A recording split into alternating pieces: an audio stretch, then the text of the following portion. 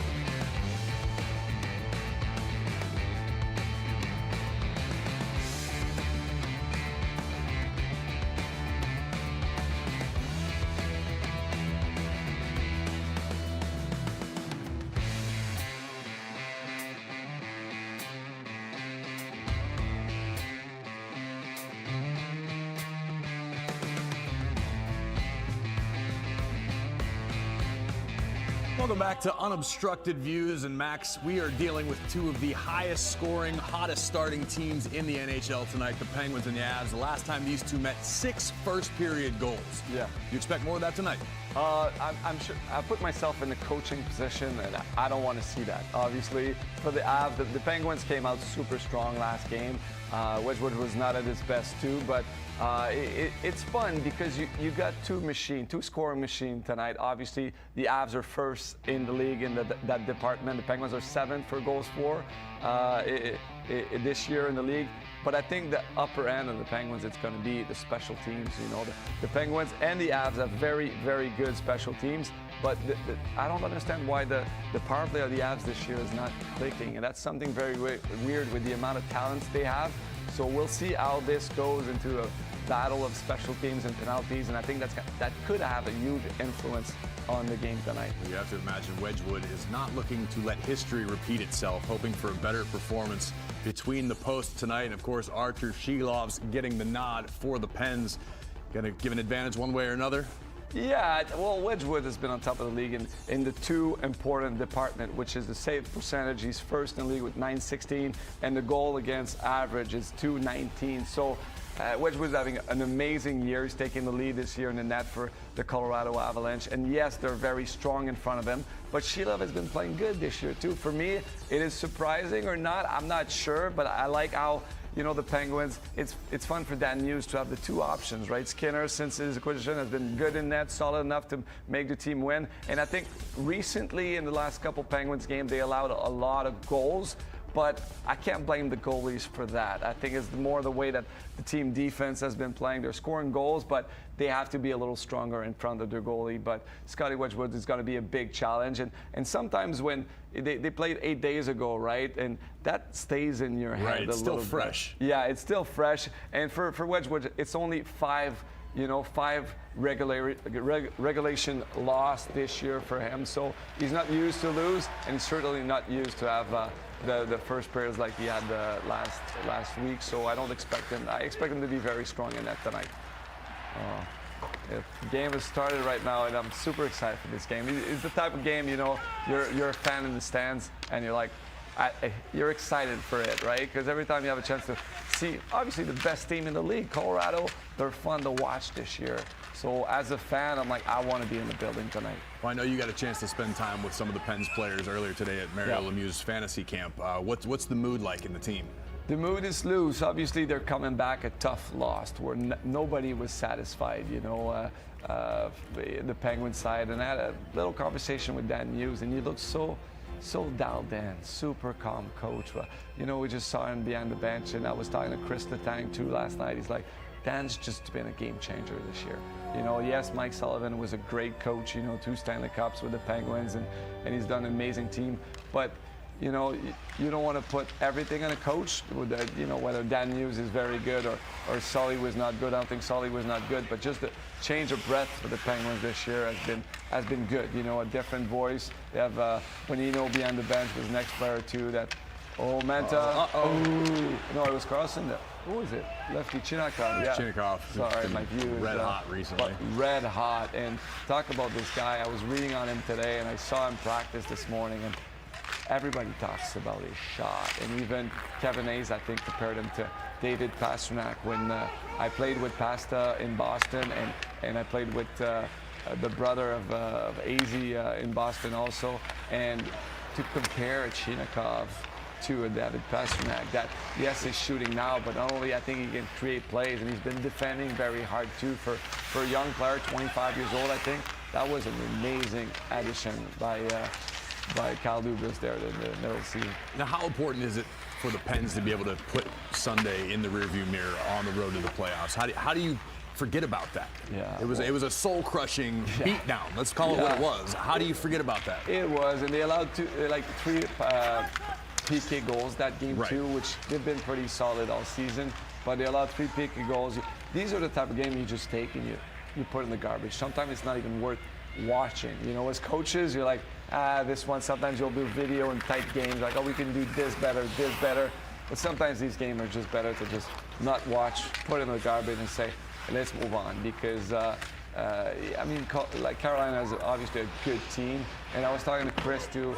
The Penguins have been good in clean games. You know, like a game like the Avalanche is a game for them, I think, because there's a lot of talent, but it's a structure type of hockey team. Carolina is a team that grinds it out to the image of their head coach. So they have to learn. They have to, you know, keep the experience from it, but also just when everything goes wrong in a game, you're like, okay, everything went bad with this game. It's not how we're close. We can get this better. It's like, put it in the garbage. So it's a good start of the game for the Penguins too. I think this chance, like Shinakov, he's not. Did he hit his helmet? Right between the eyes. Yeah. That's a good strategy. I like that, you know. Just trying to knock out the goaltender. Yeah, it works all the time. I don't shoot hard enough to knock out a goaltender, but Shinakov is the guy that can, hey, are you awake, buddy? And sometimes you shoot there, and next shot you take, you go 5-0, and the goalie's surprised. So I like the strategy. I think he was more aiming the ears, and, you know, this is a dangerous spot for a player to shoot. Like, this is where you want to score, right? Just by the head. But when goalies are smart, some goalies actually just move with it. But it's not fun. Penn's looking aggressive here in the early moments. You mentioned the mood being very light amongst the team. Has that been the case all season? This is a Penguins team that not a lot of people had high hopes for. People weren't calling them playoff contenders. And here we are in the hunt, right in the thick of things. Yeah. Do you think that playing with house money mentality is helping the team? For sure. I mean, every time you have a season like that, that's kind of surprising out of the box where, you know, they missed the playoff their last 3 seasons, so their expectations are low.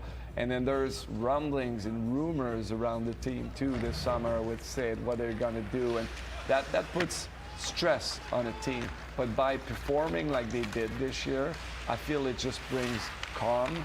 It brings patience for Kyle Dubas, where he's got the pockets full of draft picks.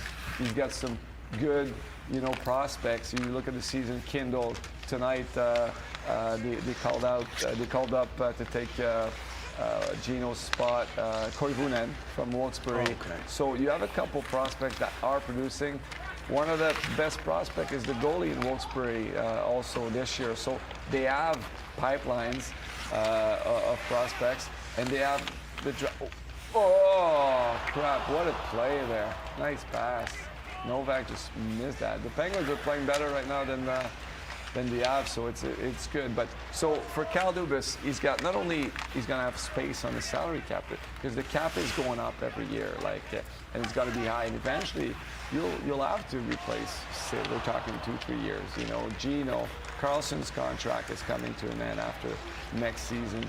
So this is a very good situation for Kyle Dubas, where you go from not making a playoff and having all this stress of what am I doing right now to help the team and the pressure of it, to okay, the team is winning. Can I rebuild while winning some hockey games? And that's the best situation for a team. You mentioned Murashov a few minutes ago, the Wilkes-Barre, red hot right now as well, clinching a playoff spot. You got Avery Hayes waiting in the wings. Yeah. Seen a few glimpses of him. That kid looks like he's going to be a stud for a long time to come. And Kindle's doing what he's doing this year. Kindle, right? Look no further. No, exactly. He's playing very confidently. You know, on the power play, I was watching him move the puck on the second unit this morning with Chris Letang and Shinakov, and we haven't seen Shinakov on the first unit either this year, and I think he's just waiting for the right time to put him out there, because a weapon like this with a shot like that, it's very dangerous. And Shilov is doing good right now, and you know, I saw Gabriel Landeskog. They showed him he took a shot on net just a shift prior, and what a leader this guy is. He was my captain when he was 19 years old when he was my captain in Colorado, and just a Stockholm boy, a Swedish guy, good-looking guy, just a horse, and he's been leading his team for the last. I mean, I'd like to say 10 years at least, 12, 14 years. So they have good leadership in Colorado, coming up a Stanley Cup win last couple seasons, and it's fun to watch. And we watch also on the bench we saw on the screen, Sam Girard is playing against his former team for the first time. Yes, so a good defenseman. I think it takes time. Ooh, what a pass by Carlson. Ooh. Like, these are the... Oh my God. That is Shilovs gets beat. That is what happens in hockey. You know, you have one amazing player in Carlson that makes a nice feed backdoor. The player, I think, should shoot one-timer, and then there's a turnover on the other side, and you got the best player in the league going in the breakaway, and you're not going to... Well, we That was expected Raquel, too. early scoring in this one, certainly not going the way the Penguins had hoped. No. Just move the puck. My God, you're against Nate McKinnon.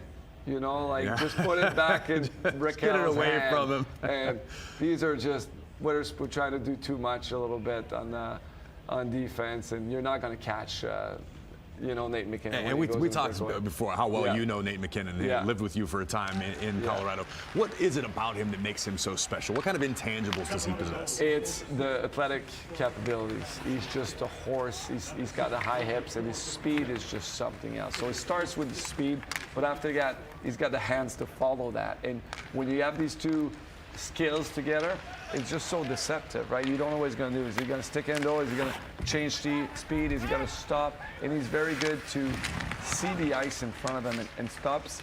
He stops in area where it creates time and space. And that's, you know, when you think about like hockey IQ and something like that, it's always about what type of ice you got in front of you to give you time.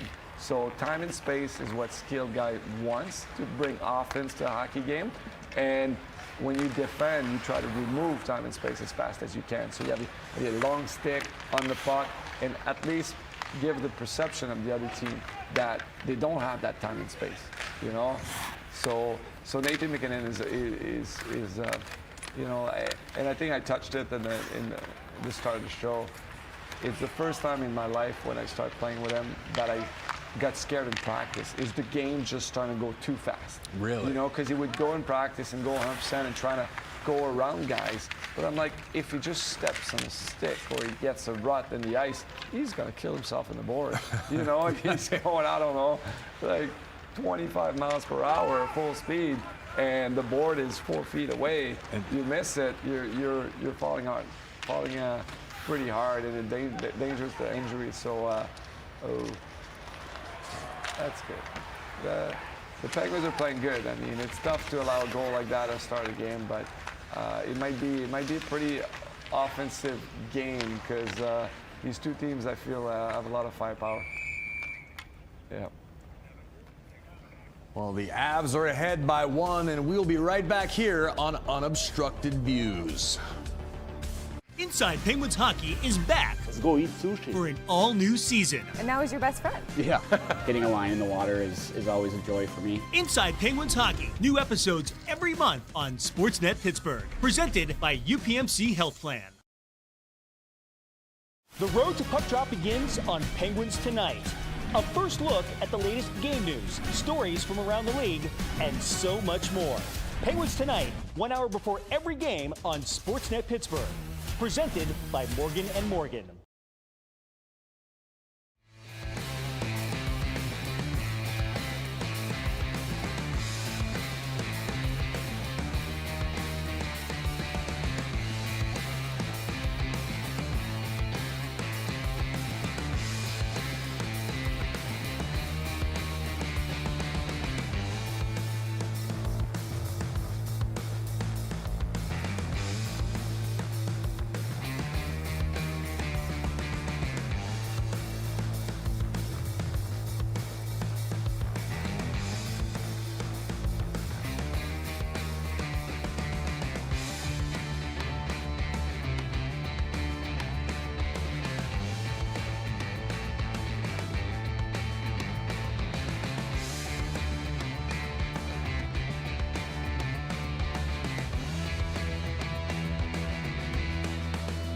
Unobstructed Views, the Avs lead the Pens by 1, and our producer did a little digging, Max, during the commercial break and taking a little trip down memory lane. Yeah, Christmas time, my favorite time of the year, and we had, that's the season where we had Nathan McKinnon we were a billet for him. So when the young guys show up in the NHL, sometimes they don't want to, put him in an apartment. And the first picture was my wife and I with my newborn, and this is Tyson Barrie, which was our defenseman with the Avs, and both of them just taking a selfie with my boy. So It was super cool that year because Nate was living with us, and we make it fun and comfortable for him, obviously, but guys were in and out because I was, 30 years old, I think? So guys were coming in the house. The young guys of the team were coming in. We'd have them for Thanksgiving party, Thanksgiving dinner, and everybody would show up, and it brought a lot of life in our home, and I thought that's, Nate was just a great kid. He was. How cool has it been for you personally to watch MacKinnon develop into the player and the man he is today? It's amazing. It's a guy that gained a lot of maturity throughout the years, and I got to give a lot of props to Sidney Crosby, and I think even Nate can acknowledge to that. Like you mentioned in some interviews that you follow Sid around. They're both from the same area back home, but I think that Nate was smart enough to look up to Sid and ask him questions, and he got to develop himself as an amazing leader for that team. Very intense guy. We look at Nate MacKinnon sometimes, you look at him on the bench, you look at talking, interaction with his coach. He hasn't lost his drive because he's like a wild horse, if I can say. You look at the Disney movies, the black horse going like, ah! But I think that with maturity, he's able to center that and bring that to the table. We saw him compete in the Olympics. He was just dominating down there with McDavid and Celebrini. They did amazing. Obviously, they lost that gold medal against the USA that played very well, but Nate just wanted to be the guy, and I think that he was a little injured during the Olympics too, and it's not an excuse for him, but he's been great for hockey, and I'm happy for him too, because you look at a season like this year, like the Avs since the beginning of the year, they've been the best team in the NHL. But a guy like this deserves the Stanley Cup. Oh, there it is. This is great. This is such a dangerous play. That was the shot we were talking about a few minutes ago. And look at how this play developed. And this is a spot on the ice, an open spot for forwards where he'll go and he'll set up between the two defensemen. And it's tough to defend because the center has to go and take him because the two wingers are busy with the defensemen. So look at Shinikov going way up at the blue line. And now the coverage is light because there's open space there. So Girard to Shinikov, and this is a bad goal. Like the goalie should, you see, it's a knuckle puck, Yeah. But this is like, if I'm Wedgwood or if I'm the Penguins, I'm like, let's shoot the puck on him because this goal should never go on. So you're thinking that's a sign that Wedgwood might be off, or you just keep assaulting him? No, look at this. Yes, now you want to shoot some pucks because a shot from the blue line with no traffic, the goalie coach will be in they'll watch this clip again. Yes, it was a knuckle puck. Can you see the puck kind of go down a lot of little movement bit? on that thing. So it's tough, but you have time to see it. And if a puck goes in the net from that distance, that's because you're not out of your net properly. The positioning of him, if he gets out a little bit more, you'll obviously be bigger in your net. Right. So it's gonna hit you more. The chance it goes in is less likely. So good shot, obviously, but look at his angle. Like, you'll see nobody's in front. Good D-to-D pass. Shinikov, like, it's not a rocket of a shot. It's a knuckle puck. Mm-hmm. So certainly the movement got to go in. Oh, Chris Letang. Wow, we were talking about that was it 800 right there, yeah. And he's been waiting for a couple games to get it. And this is, I will look into the stats because we were looking, I think, for defensemen in the history of the NHL, there's about 20 guys that has 800 points. So it's something pretty cool for him. And it was in the back of his mind this morning when we talked to him. I'm like, right before I left the room, I'm like, Chris, tonight, 800 points. And he's like, oh yeah, I have to get it. So, every time there's threshold, right, numbers that you're chasing, it brings a little stress. Were you that kind of player? Were you able to look forward to those markers, or did you sort of ignore them? Did you kind of let them happen organically? People talk to you about it. You see, like, I'm the idiot in the room. It's like, hey, tonight, 800. but for me, it's a positive thing. You're chasing something. You know? So you have to have goals in life, and for him to get 100, 800 is like, it was a big statement. And it's funny because I came here, it's Mario Lemieux's Fantasy Camp. We'll talk about it later during the show, which is an amazing event for charity. But I flew in Sunday with Chris Letang's best friend, his brother since he grew up, and he's in the building tonight. So I was talking to Chris' best friend, like, I hope he gets 800 while I'm there, and it happens. So sometimes, even me, when I played hockey, all throughout my life, when my family was there, or my best friend, or someone I knew in the stands, it gives you that little extra. Yeah, you know they're watching. You want to do good. Come on, Sid. Do something. But you know they're there, and it kind of, you have to believe in, you know, mental psychology when you're playing hockey, and all these little things, they count, you know, so I want to ask you about the physical aspect of the game, particularly as pertains to the Colorado Avalanche. You yourself played in Colorado. There's so much made in sports about training and competing at altitude. Yeah. What sort of edge does that give the Avs on the ice? Is that something that carries over? Oh yeah, especially when you're at home. You know, when you're at home for like a week or so, and you're waiting for other teams to come in and out Colorado. So when you show up in Colorado the day before a game, your body doesn't have time to acclimate to the altitude. So obviously you're there, you're waiting for your opponent, and you are full of like good energy, and you train under altitude, so you're used to it, your body's used to it. But other teams that get there the night before, you get there and your lungs are burning, and your legs are heavy, and it's not a there's the mental side of it. Obviously, oh my God, the Mile High City, you know, it's gonna burn. But there are also the physical science of it that you're like, oh my God, like the first period is so hard. So you need to kind of adjust mentally and physically. And for them also, when you've been at home for a week or two, and then you go on the road and you go back to sea level, you have so much energy. You're incredibly flying. fresh, right? So it is definitely an advantage for the Colorado Avalanche, and it's great to work out. And even like Sid's been doing camps in Vail right before the season starts every year. I don't know if he still does it, but when I was playing, I went to 2 camps with him, with his strength coach Andy O'Brien, and you go there, and we were a bunch of NHL players like getting ready for the season, and we would. Shinikov is flying, and we'd go train there right before the season starts. So you do the last week there, it burns, it's tough, you get better, and then you come back and you start your camp in Pittsburgh, and you feel like you can skate forever, right? And you lift more weights and you know whatnot. So I don't know if you watch Shinikov's last shift, and this is a confident player right there. It is so fun to watch, you know, and I'm sure I can see like Kyle Dubas in the stands going like, whoa, this is amazing. Like, you know, what a great move by me. What a steal, right? What a steal, you know. I think it was 2 second, a third, and Denton Heitman that they traded to Columbus. And you look at Columbus too. They're on our heels right now. They're on our heels, and since they fired they fired their coach, Rick Bowness got their old school guy that gets in the locker room as a coach, and they just started to go on a tear, and that's this team is very dangerous. Well, we are all tied up at 1, Pens and Avalanche. This is Unobstructed Views. We will see you in a matter of moments. Here, we don't just watch the Penguins. We live every tipped puck. Unbelievable. Every battle. Give me more of this. Every new prospect. This is a glimpse of the future. Everything you love about the Pens, we do too. I'm down here between the benches. You know what that means, Pens fans? Cheers to that. The front, did they score? We manifested it.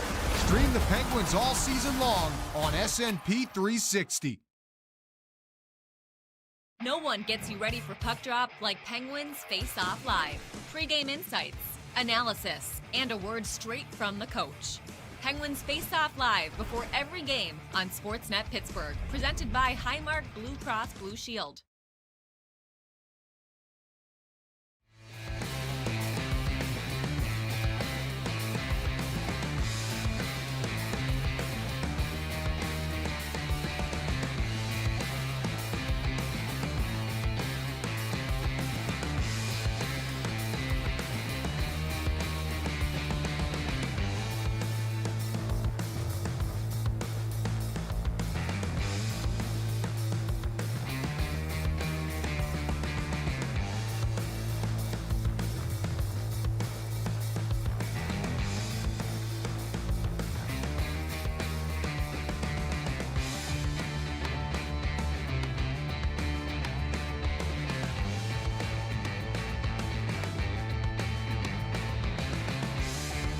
We are tied at 1 still in the first. Avs, Penguins. Corey Graves from WWE alongside Max Talbot having a little fun here tonight on Unobstructed Views. We want you guys to join the party. We are on the heels of the World Baseball Classic with the Winter Olympics not too far in the rearview mirror. We want to know what your favorite tournament-related moments are, no matter what the sport. If it's hockey, if it's basketball, we're talking March Madness, Mat Madness, Frozen 4, whatever it is you're into. Tag us on X, wherever you're posting. If you're watching live on YouTube, you can leave us comments there. Got some questions for Max Talbot? Yeah. Got something you want to know about Corey Graves, about the world of the Penguins, of the world of WWE? Join the conversation. Jump in on it right now, because this game is not showing any signs of slowing down. We just saw a few minutes ago, I know you're still buzzing about it, Max. Chris Letang, 800th career point on the assist for Chinakov's goal. So happy for him. You know, it's a season where, you know, Chris has had ups and downs this year, but he's definitely still a very, very good defenseman. You look at him, the way he skates, the way he's still playing at the level he's playing at his age, you know, it's pretty amazing. And you got the big three guys, you know, still after 20 seasons together, just dominating the NHL. It's wow. That was Chris. Good job, buddy. The red line, it's always dangerous. You know, there's soft spots on the red line. There's always a little rope, you know, over the blue line, red line, so you can just flip and hurt yourself there. But he's playing some good hockey, and I'm happy for him. Like we've talked about, you know, reaching goals and targets like that, 800 points. You go and you think about it. He's a little guy from, you know, my region back home, and if you would have told Chris Letang back in the days that he would have been in a, you know, 20 best defensemen of all time for a number of points, he'd be like, no way, you know. So he's very grateful to have been in the Penguins for so long, and he keeps on playing some very good hockey for them. 10 shot.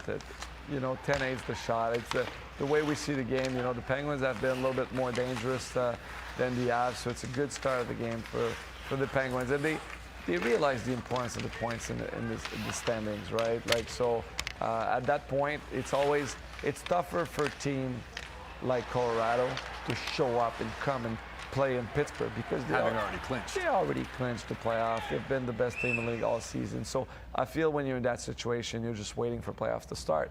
But the danger is that there's 12 games left, you know. So these guys, sometimes you're thinking about injuries, you're thinking about the playoffs, Stanley Cups, whatever. Can the season end already so we can start the real season, the second season, right? So, and you're playing against a hungry Penguins team who are fighting for their playoff lives. Not to mention, you've got the Islanders a point back. You've got the Blue Jackets a point back. So the Penguins feel the pressure from all sides as well. Yeah, it's way easier to prepare for games like this for the Penguins. You know, you show up this morning and they're at morning skate, just, you know, moving the puck, and they're hungry. And for them, it's their playoff. You know, the last 12 games of the season is the playoff before playoffs. And these teams that gets in like that, they're dangerous teams. You know, because waiting like the Avs are doing, it is not a switch you can turn on and off. You know, yes, they're waiting for playoffs, but it's tough to go April 15, the season ends. It's like, okay, playoff time, let's start playing the way we should be playing. You know, there's preparation for this. So every time you look at the standings like this in the East, and you're like, oh my God, it is far from over. There's so many teams that can squeeze in. Even we're not talking about the Philadelphia Flyers. I was talking to Mark Recchi yesterday, and he's a special advisor for the Flyers, and he's like, dude, we've been playing very, very well. We're not out yet, you know. So these teams, that 12 games is a lot of games, that nowadays with the overtimes and the extra point, it's tougher to catch up to teams. So for team chasing is always harder. It's almost an extended playoff. Exactly. You start playing for your championship hopes and dreams now rather than in the designated playoff window. Oh yeah, and even for every player, I put myself in a situation. You know, Raquel. Oh, nice shot. This guy's out of the season too. Like, the chemistry between those three is so good, you know. And oh, muffin. Wide right. Yeah. So it's you know, it's fun to watch these guys going at it. You know, like I look at the best players on the ice right now, and it's a challenge. It's a challenge for them to go out there and compete at this level for so long, because 12 games, I just mentioned, it's a lot, but it's not a lot. But to be at a high pace like this, fighting for your life for that many games is definitely tough. But for a personal point of view, as players too, we talk about NHL playoff. It's probably one of the most interesting sports to watch in playoff. Definitely. Or you go and you compete. But as players too, it's so good for them to be in the playoffs. We're going to get number 800 in a throwdown for. Oh, yeah. No, that was Letang for a second. No, Shinikov is going at it. And the fans are just loving it. As we see the Quebec Nordique jersey there. Beautiful jersey. Oh, yes. Oh, they wanted to play the Montreal Canadiens a couple weeks ago, and I was doing the game of the broadcast there, and they wore their Nordiques jersey, and it was a big, big rivalry. So. Well, we're tied at 1. This one continues here on Unobstructed Views. Inside Penguins Hockey is back Let's go eat sushi. for an all-new season. And now he's your best friend. Yeah. Hitting a line in the water is always a joy for me. Inside Penguins Hockey. New episodes every month on Sportsnet Pittsburgh. Presented by UPMC Health Plan. The road to puck drop begins on Penguins Tonight. A first look at the latest game news, stories from around the league, and so much more. Penguins Tonight, 1 hour before every game on Sportsnet Pittsburgh. Presented by Morgan & Morgan.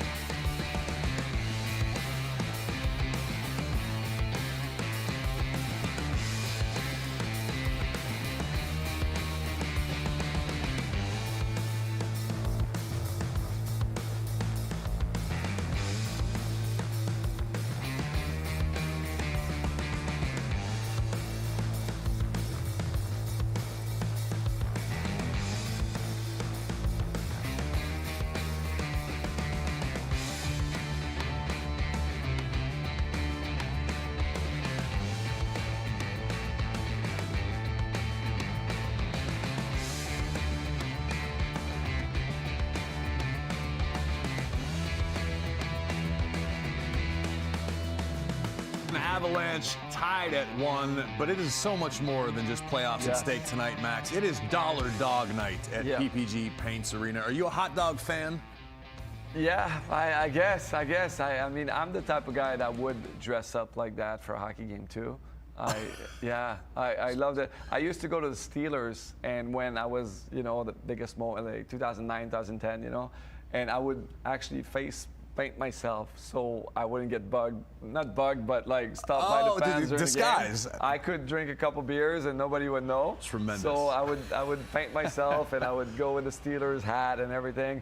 But a hot dog would be a good prop, I think it's a smart decision. Yeah. We'll give it a shot after this. Maybe we'll head down on the north side, get you a hot dog costume, and test our luck. How many hot dogs do you think they're going to sell tonight? What's the record? I think I saw some stats about that, right? I don't know. I'm going to have to look into that. I know the world record of eating hot dogs was 83. Oh, no.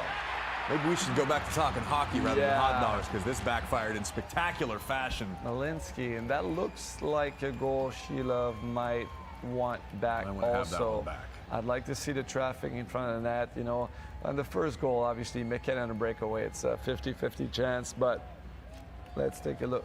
Lots of traffic there. Sheila's there, but oh yeah, that's tough. That's we call that. Oh, did he tip? Nishishkin tipped the puck also. So first of all, you don't see the puck. So that's what you call the flash screen in hockey. There's the traditional screen in front of the goalie where you're just there and you play the goalie in front of the goalie. Right. For big bodies, the goalie's there. He's got to look left and right. And usually, as defenseman, the goalie looks left, you shoot right. A little bit like he did. But a flash screen is exactly what the Avs player did there. Nishishkin is that you just skate in front of the goalie and there's a timing for the shot. To get there, you got to get there, you got to go back door, but that's as tough for a goalie than a normal screen because you see the puck and all of a sudden you don't see the puck and then you're looking for it and then it's in the back of the net and that shot was post in. So I can't blame Sheilov on that. It was a tough shot to to stop. But I would have liked to see the Penguins winger maybe go a knee down or try to. I was going to ask you, how do you prevent that, or what could the Pens do to turn the tides on that situation? Because this is something they've dealt with a lot recently. Yeah. All these goals aren't necessarily on the goalkeeper. Yeah, well, for defensemen, we talk a lot about boxing out. Boxing out is taking the screen out of that position. So you have to push, use your stick, use your strength, cross-check, and that's a normal screen. You know, he's already, his skates are right in front of the goalie. You have to push him out of the way. So that becomes a physical battle. On the flash screen, it's something you'll do prior to the event. So you'll be in the corner there, and as soon as you follow your guy to the net, you have to put yourself between the net and the guy. So you box him out early. So you try to you punch him in the corner, and you try to stay and push him back so he doesn't gain access to the net. So I would have liked the Penguins defensemen to be more aggressive and physical on the guy. And also as a winger, the second way to stop that is to block shots. And that comes with desperation. There's a skill to it. Obviously, you look at the 4 guys on the ice, it's the fourth line. This guy is a master of doing this. You know, he's always going to put his face first in front of shots. So there's 2 aspects of it. There's the physical and there's the mental side of blocking a shot. Remember, Dan Hughes is not happy with that call. I want to see that call. That's not a screw foot. That is not a good call. He's going for the puck, the defenseman falls down, and you feel shame. You get in the box, and you can't blame this guy. He'll do anything for his team, but for blocking shots, you got to remember, Corey, the puck is frozen, you know, and it takes a lot of courage to block a shot, you know, and the farther away you are from the puck, the more it's going to hurt, which is weird to think about it. You know, when you're close to it, you just get big, and in some guys, you'll see it. And I teach hockey, I coach hockey, minor hockey, and you try to teach that to the kids, right? Because even minor hockey, you have to block shots, but the kids are throwing muffins, so it doesn't hurt. But most people, oh my God, that was 30th ranked power play, and they get the job done anyway. Yeah, and that's going to be good for the Avs because you look at all the niches to score a goal there. It is a setup play, and you got to give credit to a coach in that situation because the coach, probably the only moment, let's take a look at it, it's a clear win, and then you just move it back. Yeah, that's a setup play, and it's something that they're ready for. You know, Makar is going to pass the puck. And again, you got to be in front of that shot. It's tough to follow. Like that is a goal that Makar is the best in the league to do it, right? Sure. So he takes the middle with speed, and there's always the line that most goals in the NHL, there's stats for that. It's going to be super dangerous when the puck crosses the middle of the ice. So every time you can have the puck cross the middle of the ice, if Makar would have stayed in the middle of the ice and make the pass, the goalie just does that, right? Just does a little movement from left to right.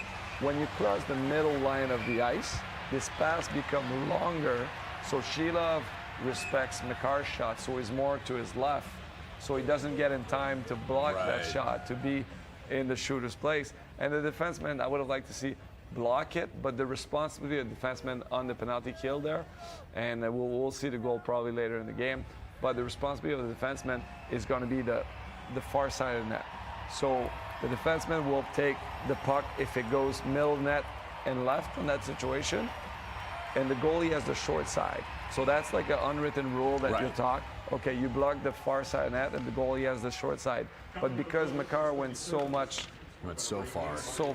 it's a longer pass, and it was a crisp pass, and the goalie just didn't have the chance to be there in time. So it's a good play by them. The power play goal, they're not the. Oh no! Oh my God! 4-1 Avs. Yeah, that's a little bit like what the Penguins did to them when they were I was just going to say, we Colorado. talked at the beginning of the show about the want for revenge for Colorado. It looks like they're taking it here in the first period. Yeah, and we talk about the two teams that are powerhouse in the first period on the top of the league, that they come out very strong and they score a lot of goals at the start of the games. So Colorado is certainly doing that tonight, and that is not the start of a game that you want to have. Raquel. Pens find themselves in quite the hole to dig out of very early in this game. That's a good shot. Beautiful. I mean, if I'm Dan Hughes right now, whether I would use a timeout or I would change the goalie. It's not Shelov's fault, and he's not taking that decision right now. He's giving him a little bit more of time, but now the Penguins have their hands full with the Colorado Avalanche talent and skill, and look at this. And now it's panic. It's panic. You just hope for the best. You know, you have to change the momentum. Shelov's got to feel like he's got 35 pucks coming at him right now. Yeah. So there's a couple things you can do in that situation, Corey. You can whether take a timeout, settle things out. You can change a goalie, or you can send your fourth line and frickin' go for a fight. If you change a goalie this early, does it shake Shelov's confidence going forward, especially this time of year?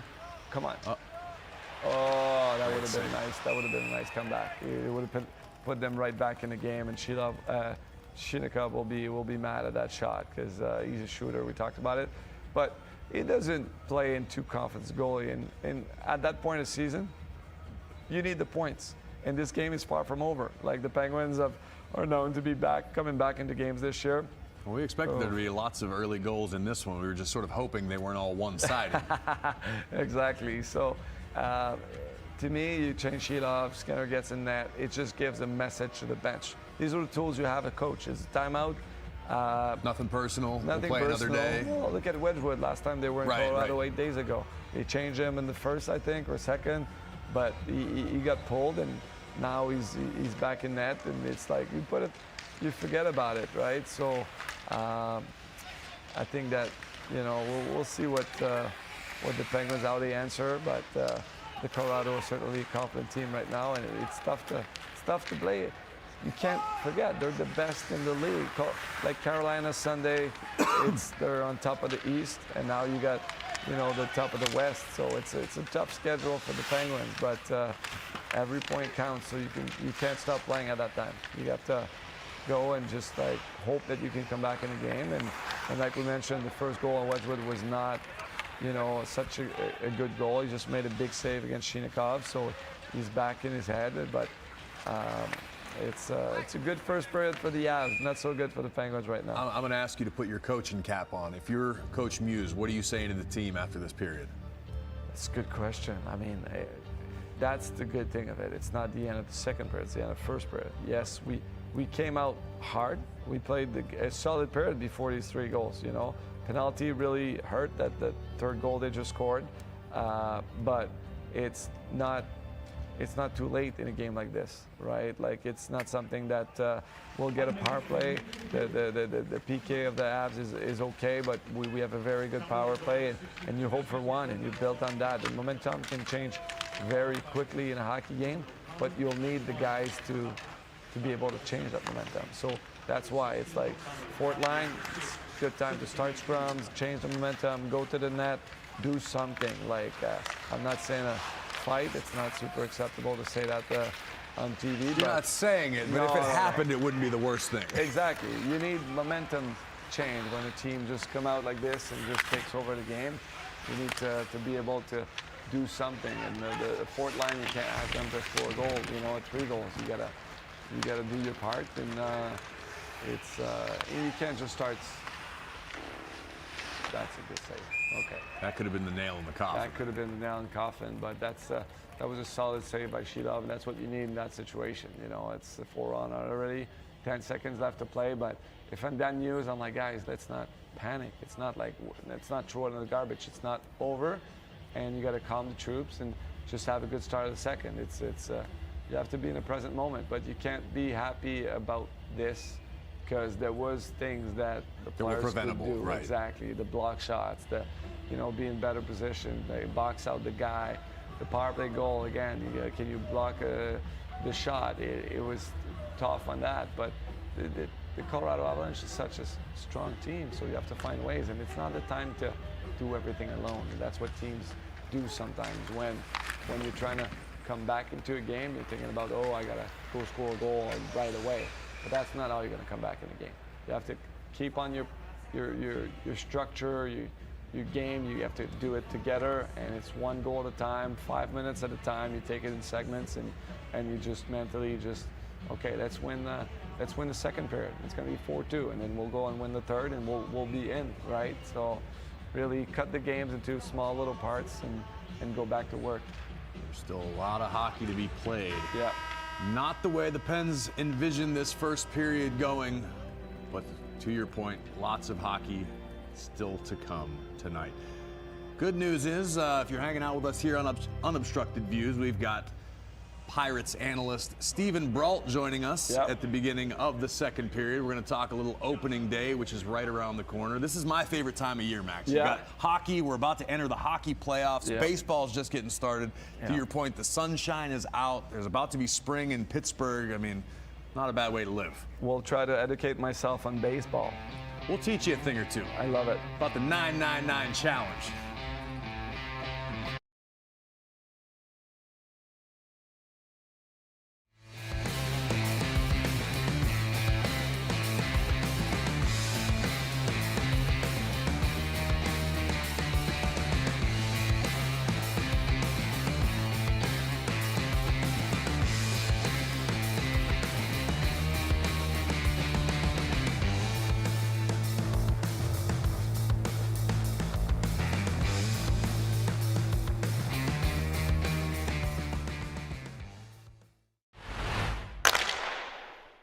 This week in Penguin history, not too long ago, when Marc-Andre Fleury became the 20th goaltender to reach 350 wins with a 3-2 W over the Blue Jackets, he would go on to record 575 wins, second all-time, only to Martin Brodeur.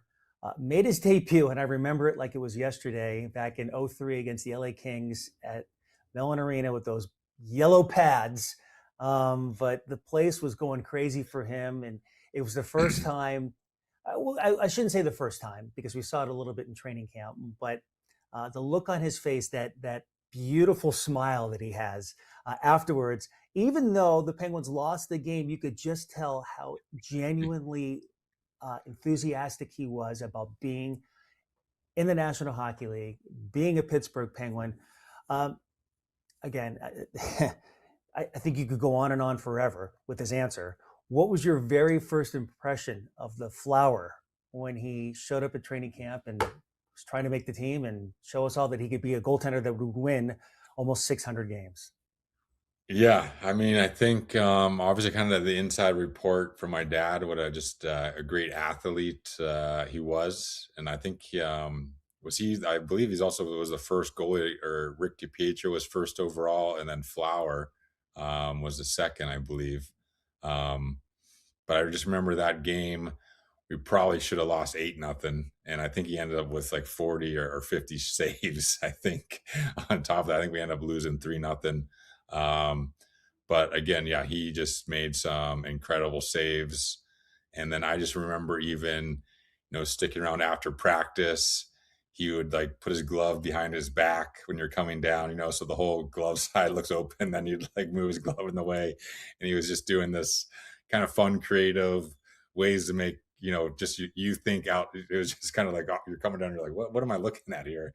But you could always just see how much fun we had, and that's where I think that group was so special, the X generation, and we all didn't really have much responsibilities, so we're hanging out the rink as rink rats and pulling the pranks, and just what makes the game so fun, all that stuff. And we just had such a great group. It was just great to see him have the success he's had throughout his career. But as you can tell, like, he's still smiling, and I think it's that passion and love for the game that we all have at the end of the day that keeps these guys going. But yeah, it was pretty amazing to witness kind of firsthand, and looking back again at his early success, and then now how he finished his amazing career. We all can say, he's just straight up just a great human. And you look at a lot of these guys like Sid and Gino, you got to really have a great heart, and in love for the game at the end of the day, to continue to train and put your body through, what the season puts you through, especially the playoff runs. How challenging it is not only on your body but your mind, and it just speaks volumes again to all these guys for their amazing careers. Yeah, I'm going to go there. I'm going to go here on this. The X generation: Ryan Malone, Colby Armstrong, Rico Fata, Brooks Orpik, Marc-Andre Fleury. I think it was the cover of the media guide, and it just had all these headshots of you guys, and then the X over there, X generation. I remember, that's so great that you brought that up, because again, at the time, it was like, here come the younger Penguins. This is something we need to get excited about. And it did, yourself, Fleury, Orpik, I don't want to just name a few, but that was a group that was, at least, in the early stages, like, hey, these guys, this could be fun. And then, the personalities as well, right? Yeah. And I think, again, I got kind of a unique perspective, with my dad as kind of the head scout. And then Craig, just even how they want to build the team, right? They wanted to have that depth up the middle, and obviously landing Sid and Gino, and then, bringing in Jordan Stahl, all younger guys, these building blocks to build around Orpik, Ryan Whitney. Then you got your, big time goalie. It was just kind of really a matter of time to that blossomed. And that's where, Craig had such that hockey vision of how to build these teams. And that's where, unfortunately, we were in those rebuilding phases, but it was because then you could land these high impact draft picks, in the top 3 to really get those impact players. And we had a few years we weren't the best, but ended up, having the opportunity to draft well. And, they did a great job of building that team. Okay. I need to know, we talk about the great personality, the great person that Marc-Andre Fleury is, but there were times where you just wanted to grab him and go, what are you doing? And I say that because he was the master prankster. The guy just had the most incredible creativity when it came to pulling pranks on players, doing it all the way through his final season with the Minnesota Wild. Do you remember, if not the first prank, the best one in a way in which he got you, or maybe even a teammate that just made you go, wow? Yeah, I mean, the one that I thought he did, it's him or Ryan Whitney still. None of them have confessed this, but they bought like sushi and like octopus legs, and they put them into my car and like underneath the seat of my driver's seat. So my car, I'm like, what is going on in here? Like, what is happening? But that stunk up the car. That was one that lingered, we can say, for a while. But I know for myself, pardon me here. That's Flower calling you right now saying, hey, how does your car smell?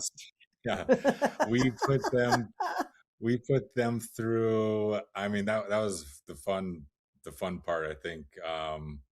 Flower specifically, I'm pretty sure maybe that was Stalzy's and Thorburns' room. We moved like in the hallway of the hotel. When you got off the elevator, it looked like you were, getting off into a suite, because we literally moved every piece of furniture from their hotel room to like the main floor entrance there, even with the little name cards on it by the pillows when you got home.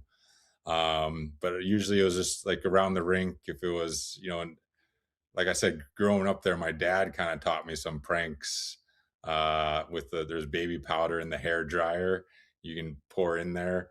And then you just clean it off really well. So when they turn it on, it's, you're getting the baby powder spray, or even the shaving cream in the towels. You unfold the towel, shaving cream, you fold it back in, and put it nice in the rack again. So when a guy gets out of the shower, you kind of distract them a little bit talking. So they're grab the towel and they start drying themselves off. And usually they have to go back in. That's not nothing too harmful there, but something funny to laugh at.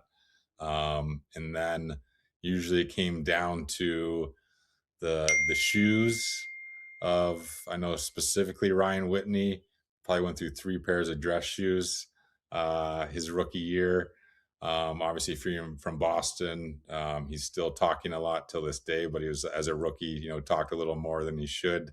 So I remember, taking out his insoles and nailing down his shoes in his locker, and then putting the insoles in, and he's trying to pull them out, and we have to go to the plane. We're like going to the plane after practice, so he doesn't have time to get other shoes. So then he has to wear his workout shoes to the plane.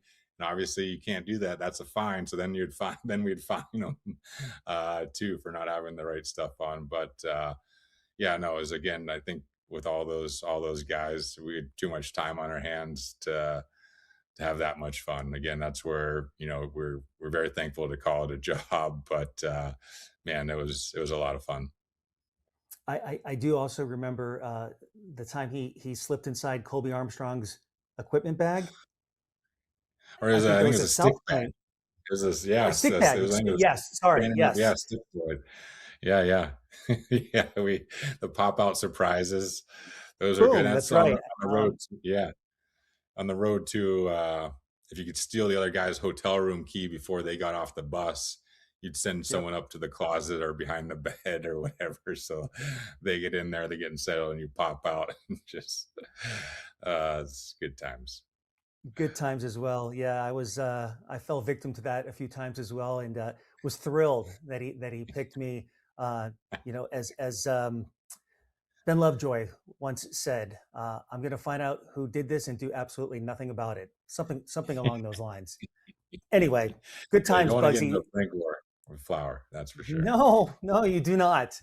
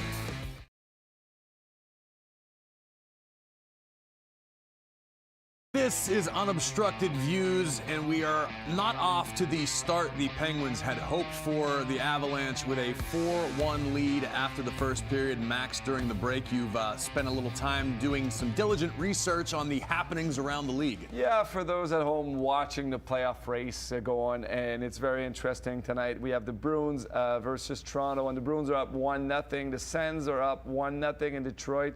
One interesting game, we got the Islanders are down 3-1 against Chicago, which would be a big loss for them. And we got the Blue Jackets that are up 2-1 against the Flyers. And it's funny because I was just watching, and the Flyers were up 1-0, and now it's 2-1 for the Blue Jackets. So it is going to be an interesting playoff race.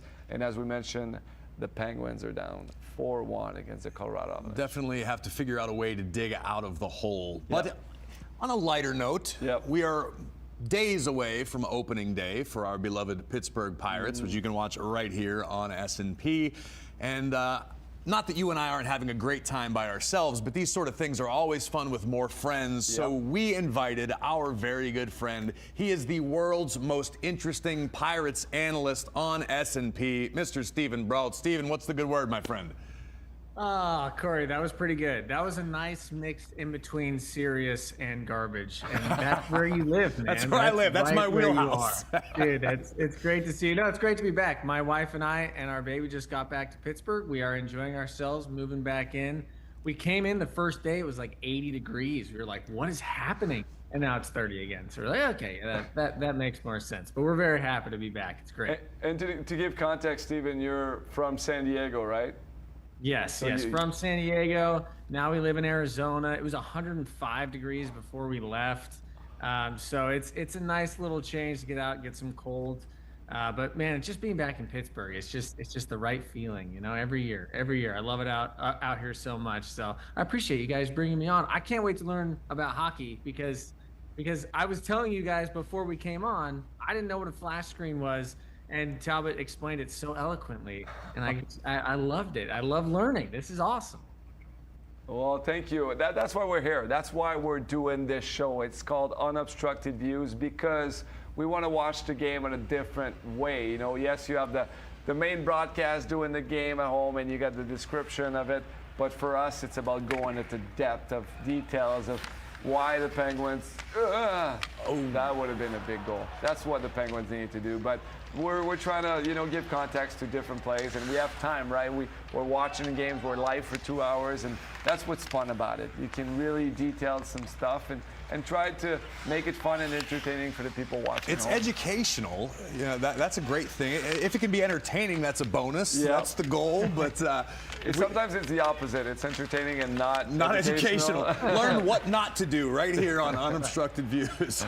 By the way, before I forget, shout out to Hannah, who is handling her Pirates business right now. So she couldn't be here. Thank you for allowing me to sit in your chair. We will see you soon. Yep. We miss you, Anna.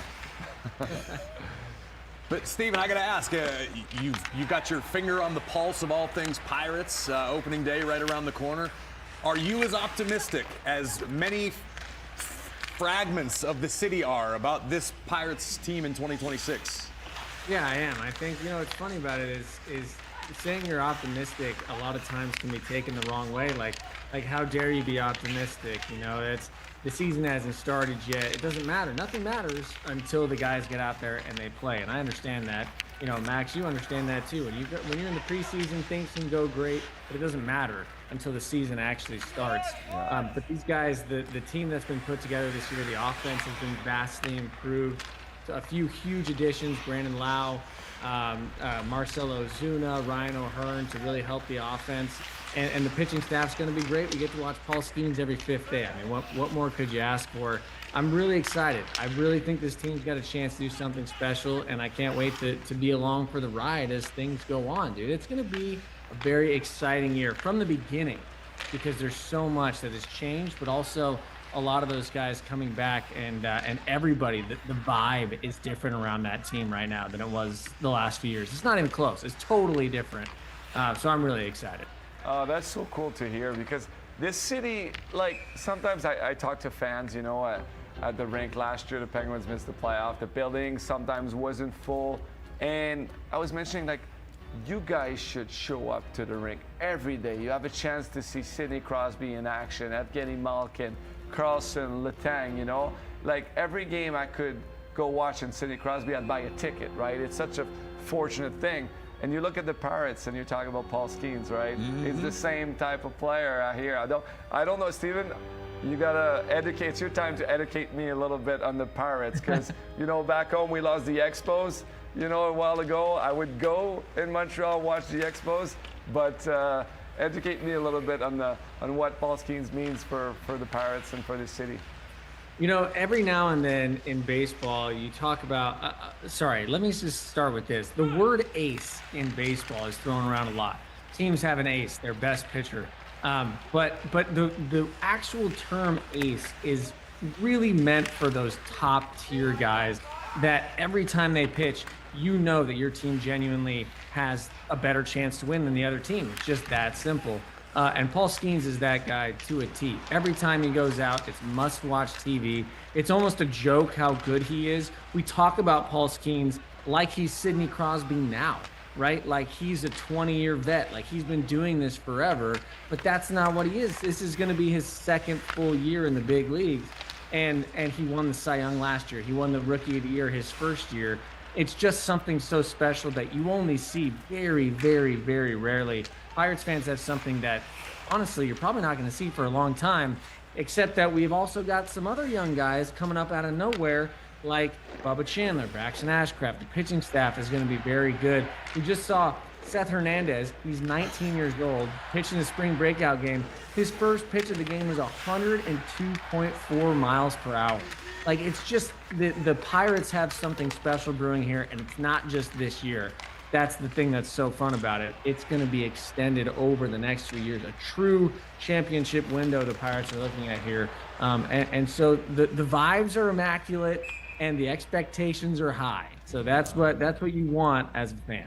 That's cool to hear. You know, I've been in some teams like that you know there's something special at the start of the season. You feel it through the training camp, to the way that the guys show up maybe from a deceiving season, and they show up and there's something different in the air, and that's intangible. I mean, you were an athlete, you were an athlete also, and you know when it's time to perform what type of team you have, and that's cool. And just to give a parallel to what you said about the term ace, you know, and what it means to a baseball team, you know what's Mario Lemieux's nickname? Ace. You know, well, as somebody who was born and raised here in Pittsburgh and remembers when Sidney Crosby was picked up by the Penguins when he was drafted, I think that's the last time I remember the same sort of excitement that we feel regarding Paul Skeens these days. Yeah, that makes sense. I follow hockey a decent amount now that I've become a Penguins fan. But I grew up in San Diego. There was no hockey. The first hockey game I ever went to. You have the Gulls, right? Not when I was a kid. I coach in San Diego. They've gone like in and out. Yeah, but I coached in San Diego about 4 years ago, and I was coaching the Gulls. Nice. Yeah. I went to a Gulls game. They used to do $1 beer nights on Fridays. That's why I went to those games. We're right on brand. It's $1 Dog Night tonight at PPG Paints Arena. There you go. Exactly.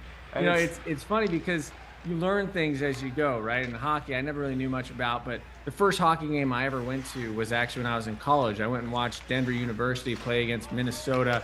They were the 1 and 2 teams in the nation at the time, and it was just an absolutely incredible experience. And so now my wife and I make it a point every year we come back to Pittsburgh. We go to at least one Penguins game. We're already planning out our game this year. I'm really excited to go. Oh, that's so cool. That's so cool to hear. And it's funny because to come back to San Diego when I coached there, it was the $1 beer was when you knew like everybody would show up, right? It was not it was not something special when you play against a good team or anything. It's just the beer is cheap, people would show up in the rink, and it was a different culture there. You were there? Here we go. I was there. Here we go. I was there. But it's always cool to see athletes from other sports that come obviously from San Diego that didn't have a chance to have a hockey team or didn't go to the rink, and they come and they watch the first game, and sometimes they'll sit football players from different teams in city, like, and they'll sit there and they'll put the mic on them, and they're sitting in the glass and realizing how fast this game is, how big the guys are, and that's something that it's cool to see their first reaction, interaction to hockey. And that to me is something that stood out the first time I went to a Pens game was the size and the speed of everybody across the board. Some of these guys, I did a game when I was living in Tampa for the Lightning, and Brian Boyle on skates is like 6'11", and he walked past me, and I work in WWE. I'm around giants all the time, and I was like, my God, that guy's a monster. And this guy skates on little steel, and he goes, 25 miles per hour, and he hits the body against a glass that you're like, okay. And it's funny because we talk about hockey, and it's a later development sport. It's a late development sports in the way of athletes. We try to identify the young prospect at an early age, like in any sports, but there's so many intangible because you can develop yourself until, so late in your career with the athleticism, the way that, there's so many components to a hockey player. There's not just, you play soccer, you kick a ball, you got to run fast. It's about, skating, stick handling, the speed, the hockey IQ. So it's fun to be able to have done this, but to be able to watch these athletes on the ice giving their all. Yeah. One of the reasons I understand hockey is because it's a sport that is so involved in skill more than athleticism. Obviously, athleticism is extremely important, but the small skills that are required to be good at hockey reminds me of baseball, where some guys who aren't necessarily the best athletes overall, but they're so good at the small skill parts of the game. Yeah. Max, I'm just curious, as a baseball guy, I can tell you, for example, me, I'm not a huge dude, but I could run pretty well. When it comes to guys that you played with, is there anybody that was just so good at just the small skilled parts of the game that really blew you away, even though maybe they weren't the best athlete on the ice? Well, sorry, that was a nice chance. Well, hold that thought. We get an answer back on the other side. Steven Brault, Max Talbot, I am Corey Graves. This is Unobstructed Views. Here, we don't just watch the Penguins. We live every tipped puck. Unbelievable. Every battle. Give me more of this. Every new prospect. This is a glimpse of the future. Everything you love about the Pens, we do too. I'm down here between the benches. You know what that means, Pens fans? Cheers for that. We manifested it. Stream the Penguins all season long on SNP 360. No one gets you ready for puck drop like Penguins Face Off Live. Pre-game insights, analysis, and a word straight from the coach. Penguins Face Off Live before every game on Sportsnet Pittsburgh. Presented by Highmark Blue Cross Blue Shield.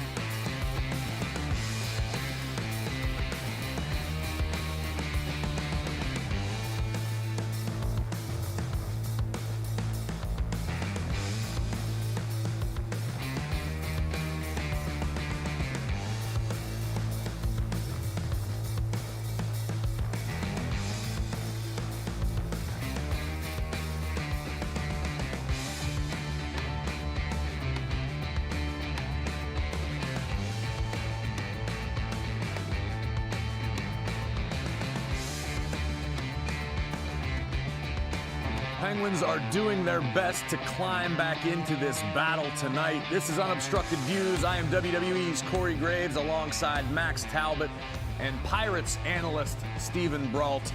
Max, what have you seen so far in this second period from the Pens that makes you happy? It is a good start of the second period. I mean, we're already 7-8 minutes into the second period, and they kind of settled the game down a little bit. So at least, it's not a storm of Colorado Avalanche coming at the Penguins, but they'll need to find ways to get to the net. 13 shots on net, it's not enough right now. You need to get traffic in front of Wedgwood, and just you have to be desperate. It's that time of year. We mentioned it. Block a shot with your face. Do something to change the momentum. Go and hit somebody's round. But you'll need to put shot and traffic in front for sure. Play desperate, but don't panic. Exactly. It's a long game. There's still some times, and the team has been very disciplined tonight, where there hasn't been any power play for the Penguins yet, and that could be a game changer, you know. So that's when you need to be good with the puck and create something by moving your feet.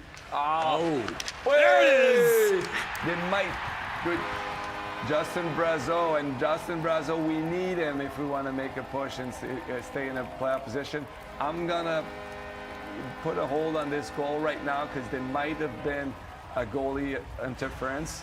So we'll see what the Colorado coach will do with that. But you'll see there'll be an impact against. That's gonna be turned away.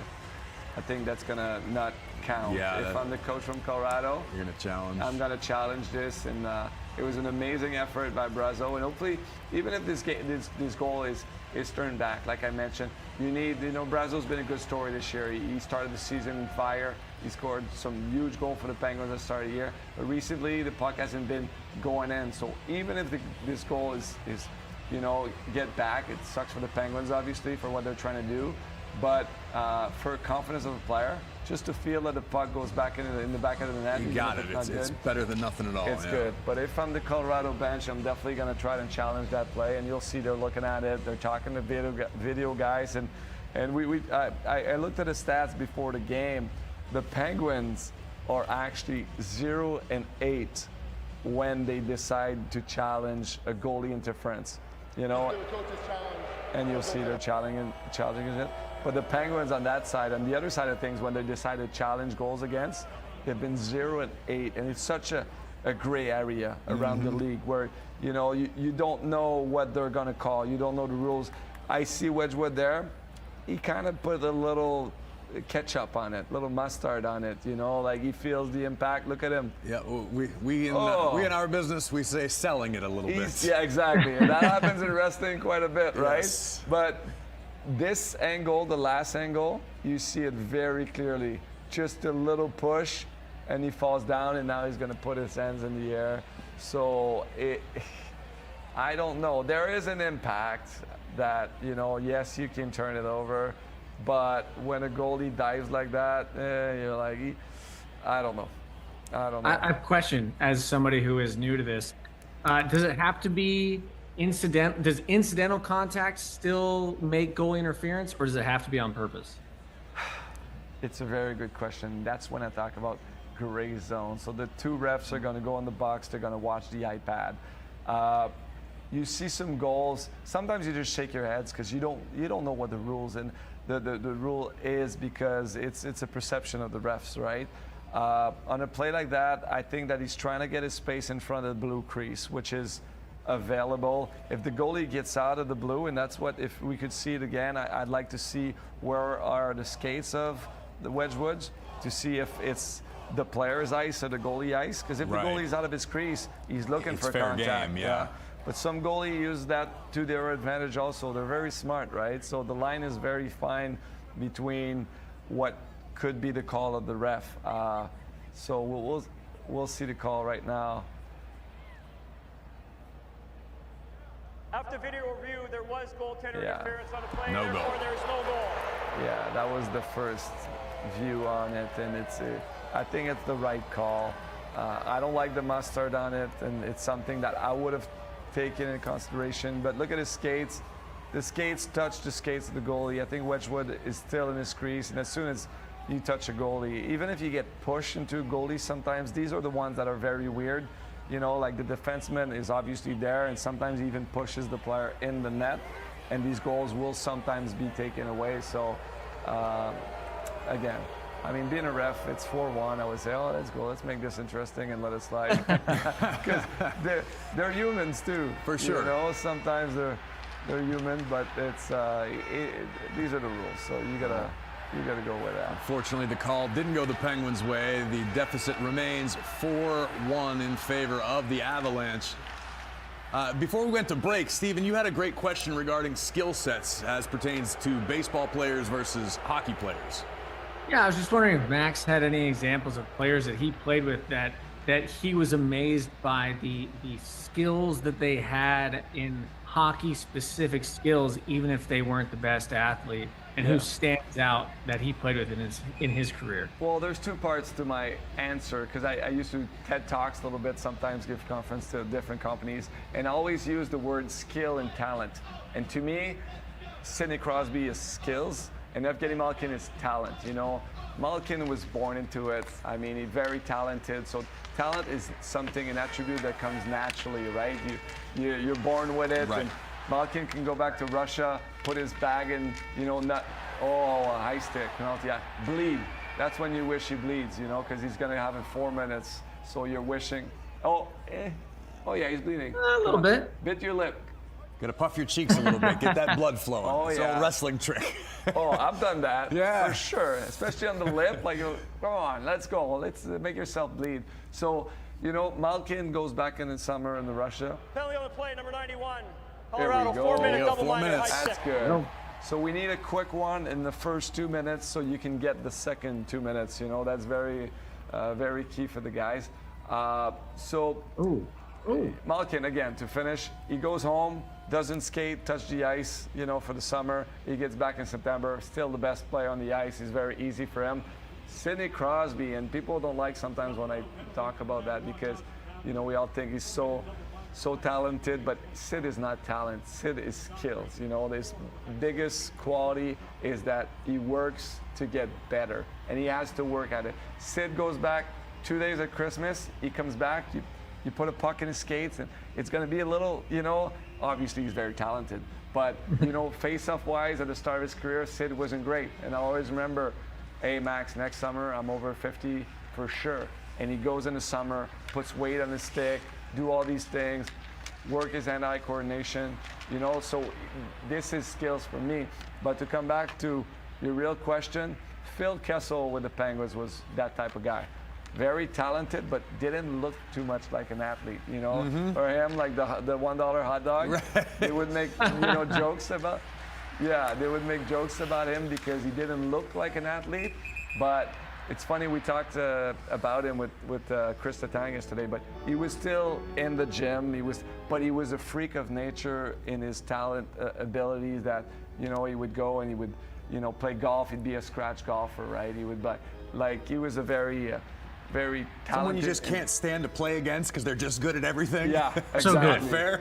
And there's a guy I want to. Are you good? Like, I mean, I know I do TV and hockey and everything. I'm not great with stats and history of hockey. Are you not bad? Because I want to talk to you about a good friend of mine, Michel Laplante. I don't know Laplante. I don't know if you know him. He was drafted by the Pirates, and we talked earlier about, you know, late development guys in hockey, thinking that guys can, you know, develop themselves until a later age. Michel Laplante was drafted with the Pirates back in the days, and you guys at home can look him up. But he started playing baseball. He was 19 years old. He never, you know, played organized sport in baseball before 19, but the guy is a freak of nature. Wow. He beat me tennis on left-handed. He's scratch at golf and very good. So my question for you, Steven, is how is it with prospects and young guys in baseball in general, the development of a baseball player? Like, is it something like guys do year-round and they're very committed and they, you know, or some guys like that can get good because they have attribute, they're good with the ball and eye coordination? How does it work for young youth baseball? You know, it's funny you say that because I think things have just changed so much. I'm sure hockey's probably the same too, that nowadays, if you were young and you're not playing baseball year-round, you're falling behind. I mean, that's the truth. And when I was a kid, I played every sport. I played baseball and football and basketball and soccer and, you know, everything, because it was more about just being an athlete, you know, and figuring out how your body works and everything and getting your feet underneath you. Nowadays, the guys, they start so early. They're doing strength training when they're 13 years old. They're doing plyo balls, throwing squishy balls against a wall to get their velocity up when they're 12 years old. It's a very different process than it was even, you know, 25 years ago when I was a kid trying to get this going. And so it's very interesting now. And we have guys now, the Pirates have a guy, Connor Griffin, who is not going to start the year with the big league team, but he's 19 years old. He's the #1 overall prospect in baseball, and everybody knows that this guy is just an athletic freak. And those are the kind of guys that'll set them apart. I'll give you one name, all right? Bryce Harper he's about my age, maybe a year older than me. He was on the cover of Sports Illustrated when he was 15 years old. 15. So like these guys have existed forever, and hockey I know is the same way. One of my best friends lives in Minnesota, and she sent us all the videos of Minnetonka losing in the state championships this year because it's such a big deal, because high school hockey out in the northern part of the country is just an insanely huge deal, and that's something I never dealt with growing up. So I think a lot of it is where you're from. You know, if you're from San Diego, you're from Arizona, Florida, where it's sunny year round, you got to play baseball year round if you want to hang. That's just the truth. It's a difficult game now, man. Guys are so good, so young. Very difficult. And that puts pressure on the families and the kids, and also I like the old school. When we grew up, same thing for me. I played a bunch of sports, and it was like normal, right? Never did hockey school until I was 12, 13 years old, and I got better at 13 because I started doing sports and study and half day of hockey. Obviously, volume is a big part of it. Sorry, but we need to, keep the fun in it. It's the most important thing, I think, for development. The Penguins threatening right now. They're threatening, but it's 30 seconds left on the power play. Yeah. Not the result. Oh, come on. Oh. Come on, boys. It is. You needed a goal on that power play. That could have been a game-changing way, and I feel like the Colorado Avalanche PK threatened even almost more than the Penguins. For me, that could have been interference. We just wish that Kendall is okay there. That was a big hit, but yeah, that was a missed opportunity by the Penguin. It's the power play has been very good all season long, and it's fortunate. Back at even strength, Penguins still down to the Avalanche, 4-1. We'll be right back on Unobstructed Views. Inside Penguins Hockey is back. Let's go eat sushi. For an all-new season. And now he's your best friend. Yeah. Hitting a line in the water is always a joy for me. Inside Penguins Hockey. New episodes every month on Sportsnet Pittsburgh. Presented by UPMC Health Plan. The road to puck drop begins on Penguins Tonight. A first look at the latest game news, stories from around the league, and so much more. Penguins Tonight, 1 hour before every game on Sportsnet Pittsburgh. Presented by Morgan & Morgan.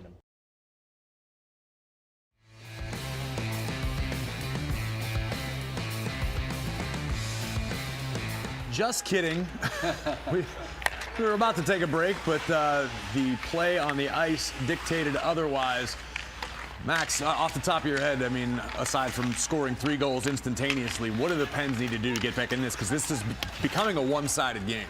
Yeah, it was certainly in the first period. I think the Penguins are playing. Ooh, big hit.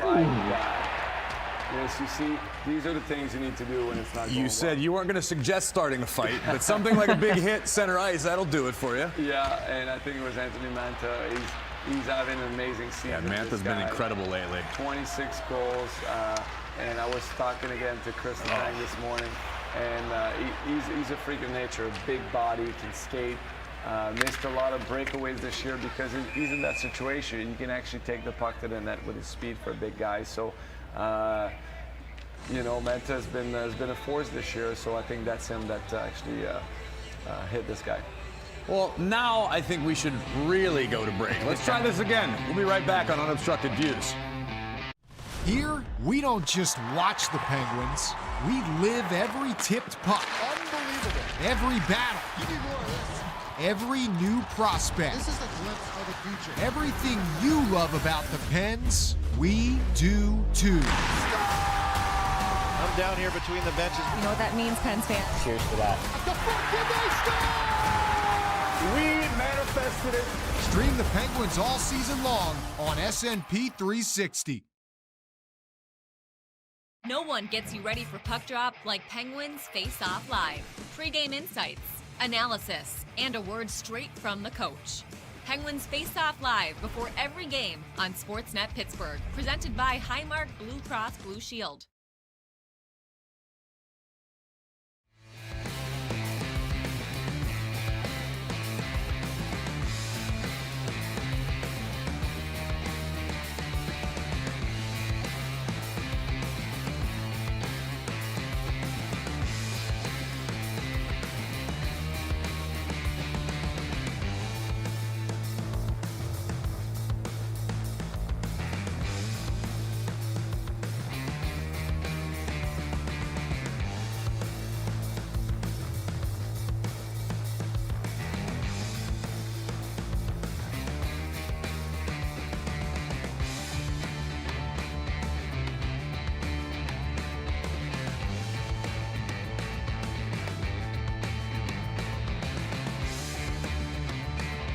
Well, the Pittsburgh Pirates season kicks off this coming Thursday. The game itself against the Mets will air on NBC, but Steven Brault, give us all the pertinent information as to the game day coverage right here on Sportsnet Pittsburgh. Oh, yeah, we'll be starting an hour before that. You know it, man. We're starting everything early. We get in an hour early. It's going to be Michael McHenry, me, and Rob King will be hosting. We're so excited to get going into it. Talk about the Mets a little bit, but let's be honest, we don't want to talk about the Pirates, so we'll talk about the Pirates a lot. Talk about Paul Skeens, talk about the new acquisitions the Pirates have made, get everybody in tune with whatever the team is feeling going into this season, and what we're feeling. You know, this is what we do. We study the Pirates. I know you guys understand that. When you feel like you become part of the team, when you put so much effort into knowing everything about them. And we're very excited to get things going. And we're going to do the pregame on Sportsnet Pittsburgh. We'll do the postgame on Sportsnet Pittsburgh. And we're very excited to get the season going. I cannot wait. Lots of new faces to become familiar with. It could be a big turnaround in store. Fingers crossed from us Pirates fans. Oh, I love Pirates baseball. When I would go to the stadium. We brought the Stanley Cup there when we won in 2009. I have a picture of my mom there with the bat on the field, and it was cool. And we had the chance and the opportunity to do some batting practice also with the Pirates, and that was cool. And guess who put it out of the park? Sidney Crosby. Did he really? Sidney Crosby had a home run. Oh yeah. He is. We talked about, a natural guy, and he's just a strong guy, good hand-eye coordination, and that's why he's always around the net on the ice. He's very good with, and I don't even think he played organized baseball that much. He's just a strong guy that can hit a baseball, which was very not surprising because it's Sidney Crosby, but you're like, come on, that's not an easy feat to do. Yeah, the mythology around Sid continues to grow. Yeah, right, exactly. I mean, really, just take the swing from this angle and just kind of bring it up a little bit. It's pretty similar. I mean, you're throwing your hands the same way. Do you remember? Did he hit left-handed or did he hit right-handed? I think he was left-handed because he hit it in the right field. Yeah, so there you go. Was a high wall. Lefty. Why? Oh, that was a dangerous shot. Good job. The Penguins are fighting back. We have chances. There's still some fight left in the pens, and when we come back, let's do a little challenge of our own. How about the 999 challenge? Let's go. Here on Unobstructed Views. Inside Penguins Hockey is back. Let's go eat sushi. For an all-new season. And now he's your best friend. Yeah. Hitting a line in the water is always a joy for me. Inside Penguins Hockey. New episodes every month on Sportsnet Pittsburgh. Presented by UPMC Health Plan. The road to puck drop begins on Penguins Tonight. A first look at the latest game news, stories from around the league, and so much more. Penguins Tonight, 1 hour before every game on Sportsnet Pittsburgh. Presented by Morgan & Morgan.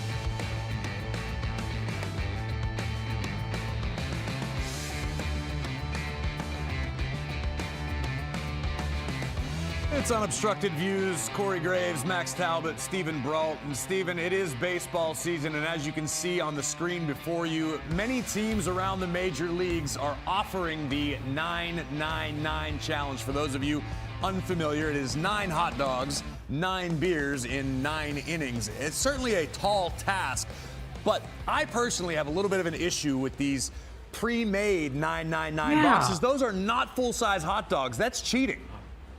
Okay, well, that's not my problem. My problem is that those dogs are getting cold, man. Like, what are you doing? If you're going to eat 9 hot dogs, I want the 9th hot dog to be just as fresh as the first hot dog. You're not going to have 9 beers and have the last beer be the temperature of outside. You know, you're gonna want those to be all cold. It doesn't make any sense. Agreed. They should bring them to you individually as needed. I think. agree. 9 innings is a long way to they to look go. pretty small too. Yeah, those are miniature hot dogs. They should be. There should be a regulation. That's. I don't agree with that. I think anyone regulation, like, come on, that's a big hot dog. I mean, that was a foot long. I exaggerated a little bit. The middle ground. Well, unfortunately, the Pens have not given the fans inside PPG Paints Arena too much reason for excitement tonight, but it is Dollar Dog Night. Yeah. So, you may go home with a broken heart, but at least you can fill your belly. Oh, like 9 hot dogs. I couldn't do that. Yeah. No, it's a lot. Brault, have you ever tried it? It's one of those things. It's one of those things. If you really sell out to it, I'm sure you could do it, but you're not going to feel good afterwards. It's not going to be enjoyable. I think you call in sick the next day, preemptively, because you're going to need it. And I'm going to give it a shot this summer. I want to do it. I'm going to try to document it, and I'm not doing any of those miniature hot dogs. That's usually on challenges you actually win something though, but you don't, if I understand correctly, you don't win anything. No, there's no prize. It's a moral victory. You pay for it with your well-being and health, and all you get to do is brag to your friends about it as you nurse a hangover in the bathroom the next day. Okay, so I'm now gonna fight for this unobstructed use during the Pirates season this year. Corey Graves does the 999 challenge on unobstructed. I got a few of these dates on my schedule. You're gonna see me before the end of the season. We need to get it planned out right now. I want stadium hot dogs and preferably Iron City or IC Light. There you go. Let's do it proper Yinzer style. I love it. I'm gonna do my Joey Chestnut. I'd love to do it on unobstructed use baseball. I think we can make it happen. We know a guy. You know a guy? Okay. I'd love to do it. I mean, I would have a lot of stupid questions, but it's I'd love to do it. It's educational. Exactly. We're here for the people. Stupid question. Exactly. Okay, here, I'll ask you a question. This is a dumb question for all actual hockey fans. When can you hit the puck from your side of the ice to the other side? Because sometimes it's a penalty and sometimes it's not, and I never understand that. Well, it's not a penalty. You call it icing.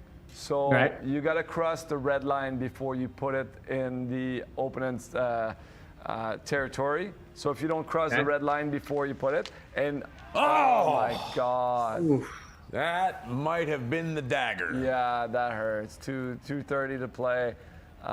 There's still a whole period left, but that is quite the uphill battle. Yeah, no, that's not. And oh my God, this is something we haven't mentioned. Did I see just Skinner? And I was going to say, no, Shelov's still in there. He looked like I saw a beard there or something. I don't know. But yeah, that Nichus again, good shot from the point. Tough rebound, and Sid's guy right in front of him. Again, nobody to block the shot. You look at Raquel there. It's not his responsibility in a way. It is his job. It's always tougher for a skilled guy to go down and block a shot because, there's a risk-reward type of thing where, you put your body in front of the line, you might get hurt. But, but the effort on that block shot was not the one I would have liked to see.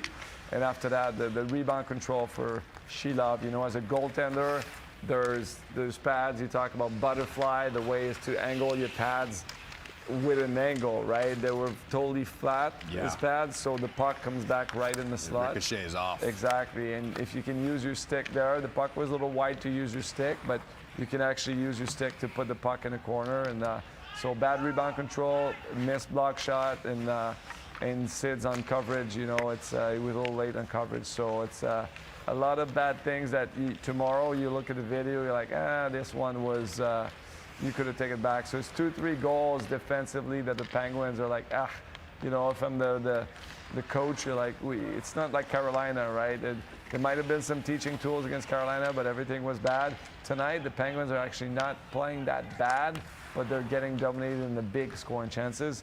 And there's a lot of mistakes that you could have prevented that they didn't. So I think there'll be some teaching on that for sure.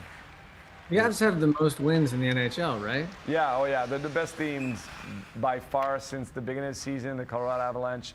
You look at the differential, I think they're plus 82, right? So they're best for goal scoring for, best for goal against. Wedgwood is the best goalie with stats-wise. So it's a very, very good season for the Colorado Avalanche. I think the Western conference is maybe not as strong than the East. I mean, there's the good teams. There's Colorado, Dallas, Minnesota. The three of these teams are in the same division. So I think East is a little more dangerous this year. But still, the Avs have known to be very dangerous this year. And the Pens have a date with Dallas this coming Saturday, which is looking more and more daunting as the game progresses. I'm starting to think that Steven Brault might be a ringer. I think he might know a little more about hockey than he's letting on, and he's just asking these questions to make himself look good. I agree. But that was a good question. So to come back to the icing, there's the red line, so you need to put it in the territory before the red line. And there's also a race to the puck. So if you do it before the red line, but your player gets there before the opponent, it's going to be waved off. But if you're most of the time, the defensive team will be first. The defenseman will, back up and get to the hash mark before the team that put it in the territory. Learning so much, and I'm not a ringer. I don't know anything about hockey. I'm learning this as we go. Okay, that is my plan. Well, you know what we'll do? I'll come down for a baseball game, and you'll explain me the ins and outs, and you can definitely come and watch a Penguins game, a playoff Penguins games, because they will make the playoff even if they lose this game. I'll hang out and just eat hot dogs and drink beer, because that's really all I'm qualified to do. That's the end of the second. The Pens down 4 goals, 5-1 Avalanche lead. Steven, thank you so much for hanging out with us for this second period. Good luck on Thursday. Good luck all season long. There's plenty of reason to be excited about the Pittsburgh Pirates in 2026.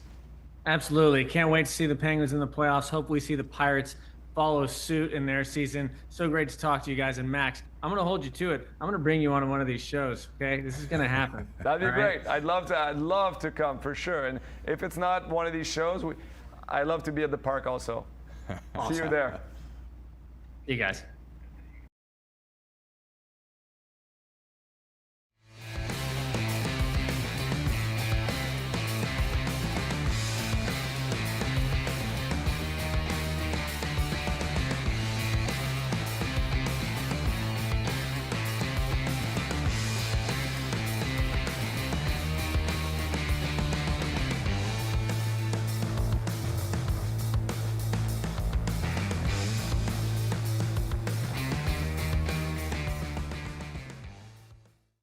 Registration is open now for the Sidney Crosby Little Penguins Learn to Play program. Kids ages 5 through 9 receive head-to-toe hockey equipment, hours of on-ice instruction, and so much more. Sign up today. Another player that we continue to see a lot of production from is veteran Anthony Mantha. And we talked way back during training camp about some of the additions that Kyle Dubas made. And, there are new faces on a team every year. But here was a guy that was recovering from an injury that caused him to miss the bulk of last season. Against Colorado, he scores his 26th goal of the season. That's a big number, but it's his biggest ever. That most goals he's ever scored in a regular season, and we still have 15 games remaining. So, again, what has allowed him to fit in so well? I mean, okay, he's 100%, he's healthy, but 26 goals? Wow. Yeah.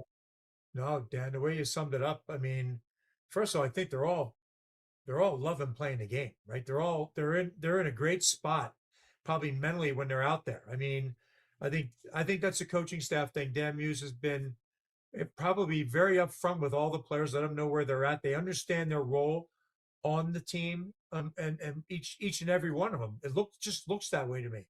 I think they're desperate hockey players too, to prove everybody wrong before them, and why if you move around the league or you're bounced around minors up and down, you're trying to prove people wrong. And I think there's a number of players on this roster who are doing that, and they're just saying, hey, I'm playing the game, I'm playing it at a different level. The coaching staff is phenomenal with me. My teammates, they gotta love being in that room, and they're winning. And I think even when they went on the slide, it wasn't you can feel that in that 8-game stretch. Remember when Malkin got hurt, Dan? That was the toughest time of the year. After that, they just picked it up. They've been nothing short of phenomenal. And I think each player, Dan, I just think they're just in such a good space, and the coaching staff believes in them. you're getting the results from, and he coming back from the ACL injury is tough. And it's tough as for any athlete, but in sport like, hockey, it's, you got to get over the mental hump of what that is, let alone the physical side. You got to get over the mental side of it. And he certainly has done that and flourished. I just think it's understanding where he belongs in his team, what he means to the team. He's a leader, because when the guys are out, he's the one stepping up in a couple games when they needed, some physical play, something in front of that. He's done that. And then on top of it, he's hitting the numbers that you talked about, Dan. Outstanding. I mean, truly, it's great to see. And again, he's a threat every time we see him jumping. And also, like the breakaway goal, the great feat from Carlson, but the finish. They all have the ability to finish. They're doing a great job. And I think these guys all, like Dan, they get an opportunity here. They're thankful for it, and they're proving Kyle Dubas, they're thanking him back. That's what they're doing. And they love the place they're in. Jay, how about the flexibility that Anthony has shown? Because Dan Muse has kind of just thrown him, not thrown him, but placed him in different positions. He's played with, or different spots, Malkin and Brazeau. He played on a line with Kindle. And it seems like maybe some are a little bit better than others, but the main thing is that wherever he goes, he finds a way to produce. Yeah, I think that is, that's a big thing. It's, you look at guys who have moved around and the ability, first of all, the skill set that he has, Dan, right? He's a big body with soft, great hands, great release. And then when he's using his body, when he's protecting pucks, winning, like I said, winning the battles, he's creating space for himself. You're more valuable when you're a guy that can move around and play different sides, left or right. You're a commodity, and a commodity that's a big body that can skate and produce. And that's a numbers game. Then I just think he's been that valuable, very comfortable, and we watch him play. And it's been from training camp. I think you and I talked on probably one of our opening games we did, and he and Brazeau on the same line.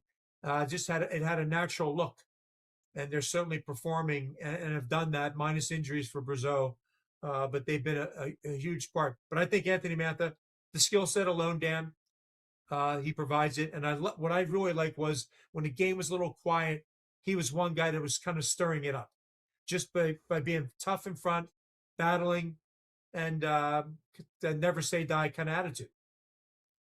So I want you to put on your coaching cap, if you will.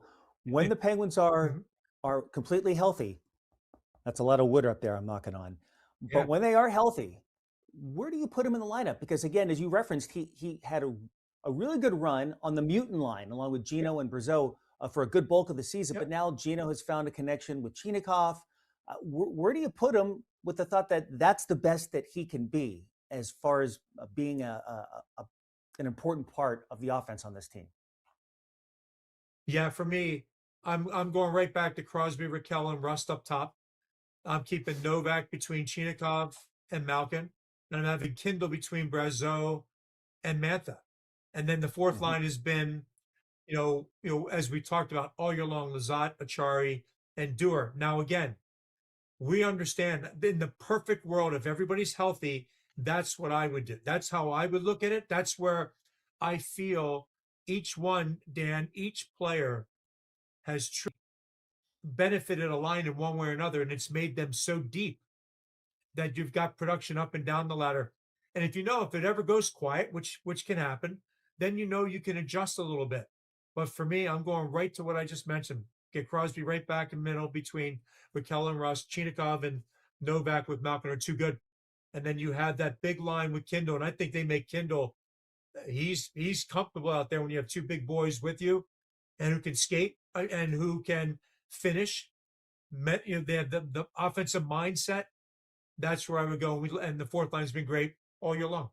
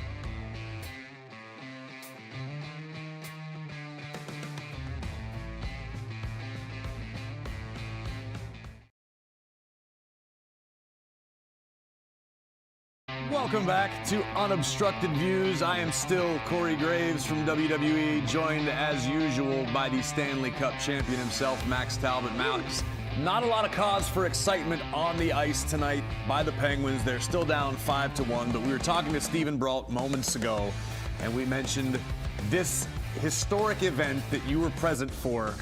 None other than number 87, going yard in PNC Park. I love how he wears like a Baby Gap shirt for the event. But, you know, the short sleeve and everything. But that was so cool. Like, what a Nashville guy. And I had a chance to be there to witness this. And believe me, my ball didn't go that far. But that was cool. You see Pascal Dupuis, Chris Kunitz. We're all there during the day. And I had a chance to do this with the Penguins, with the Pirates. I went to Boston Red Sox with Green Monster too. Batting practice is always something fun, and you see the real skills when you see a guy like Sidney Crosby. And I'm happy that he's actually a lefty too, because I wasn't sure, you know. But I remember the ball striking the right field, so super cool. Would you think you'd be good at that? Have you tried? I played baseball for much of my life. I have never been much for power hitting. I definitely don't think under any circumstance at this day and age I could do something like that. I know a few people who I think could. We were talking about just freak athletes. You mentioned Geno Malkin, who unfortunately is missed severely tonight. Who else comes to mind when you're talking about great athletes that are just good at everything? Well, obviously you have the naturals, like Mario Lemieux. You come in your head and you're like, you know, scratch golfer on the ice was just too big for everyone. It's a freak athlete to me, is that, you know, stronger than everybody. Zdeno Chara. Big Z. Big Z, that, you know, I played with him in the Bruins, and you don't want to go in front of the net because, first of all, the shot comes, you know, 100 miles per hour, but secondly is that he doesn't even know where it goes. So very dangerous to stand in front of the net when he shoots. Big Buff back in the days with Winnipeg was just a monster, a guy that weighed probably... Dustin Byfuglien? Yeah, Dustin Byfuglien. He, you know, 260 pounds, and he's just flying around the ice. And I remember one shift, I tried to hit him 3 times, and the 3 times I just fell on my butt. You know, like, you still go, you're still proud of it. You're like, I'm gonna get him, but he doesn't move. It's a brick wall. So these are always fun to compete against. What about you in wrestling? Who's your favorite athletes? I mean, at the top of mind has got to be Brock Lesnar. Brock is an absolute freak. He actually left WWE years back to try out for the NFL, made the practice squad for the Minnesota Vikings after never playing organized football beyond like high school, and he was actually the last player cut from the team that preseason. Really? He almost left the world of pro wrestling and just walked on to an NFL field. Come on. Absolute freak. A guy, Gable Steveson, he's an amateur wrestler, world class right now. He was in WWE for a minute. He left. He just went to MMA. He's doing absolutely freakish things. Really? Yeah, we get some really unbelievable athletes. Right now, we've got a superstar on Monday Night Raw who's going to face Brock Lesnar at WrestleMania named Obafemi. He was a shot putter at Alabama. Big Nigerian guy. Dude, he is a freak of nature. He's so much fun to watch. Yeah. I mean, we've got a lot of those types of athletes in and when I think about wrestling, I think about, you know, Yokozuna and Undertaker. Yes. And you're like, these guys, like, what do you do? And for the size that they are to be able to move. Undertaker, you know, 6'9", 6'10", legitimately. Yokozuna ranged anywhere from 400 to, I think in his latest days, near 700 pounds, but the guy could move. It defies logic, man. Yeah. Oh yeah. These are freaks. Michael Jordan, you know, he goes and plays, you know, basketball, and he goes after that. He did the same thing. He went and played for the White Sox for a cup of coffee. I mean, yeah, athletes are athletes. And the guy I mentioned earlier, Michel Laplante, that was drafted with the Pirates, he's one of the best athletes. And not only you play organized sports like tennis, like golf, he's the best, but you're going to play cornhole against him. He's just one of those. He's just not even fun to hang out with. Exactly. You play cards, and you know he's going to end up by beating you. And you're like, come on, man. Like, this is, you see him with the Pirates, you know, and I was at line, and I had a chance to receive on my podcast I do back home in Montreal, and he's a gentleman, one of the best guy I know. And I do some business with him back home. And this guy was actually in a helicopter accident with one of my best friends 10 years ago. And my best friend passed away, and he was sitting in the back, and he checked himself out of the hospital about 2 weeks later. to go and coach his baseball team. So we say hi to Michel Lapin tonight, and all Pirates, and the Expos too. You know, like when we talk about the Expos, there's a documentary on Netflix right now. Who killed the Expo? And it's super.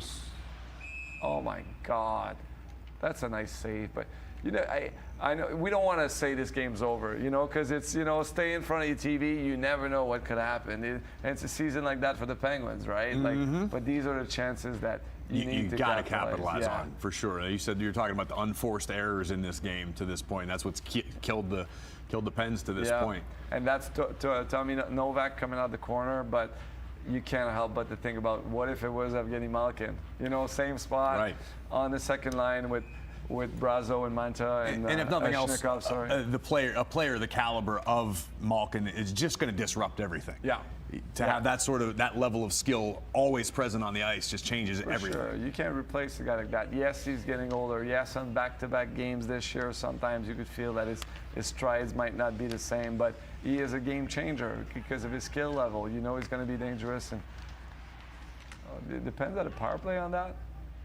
That's I didn't see the penalty, but there's a chance the Penguins could, you know, change the game around. And it's funny because when I played with the Avs, come on, I had Patrick Roy as a coach. Yes. And in games like this, we talked about Dan Muse, how a coach can actually change the momentum, the rhythm of the game, you know. And Patrick Roy was the type of coach that second period, it was 4-1 for the team, and he would remove his goalie. You don't see that often. Right. You know, I think he still did it once this year with the Islanders. He coached the Islanders now. But he would, you know, remove his goalie. We would play 6-on-5. And we had a feeling in that dressing room, and 5-on-3. Here we go. This could be the break the Pens needed. Yeah, I mean, you score a goal quickly. You have another minute and a half of power play. So they have 1 minute to see what they're going to do. And, you know, it's going to be interesting to watch. And, that is a weird call. It is a penalty. It is a tripping. The crowd, you know, was cheering a little bit, like, hey, and that influenced sometimes the ref.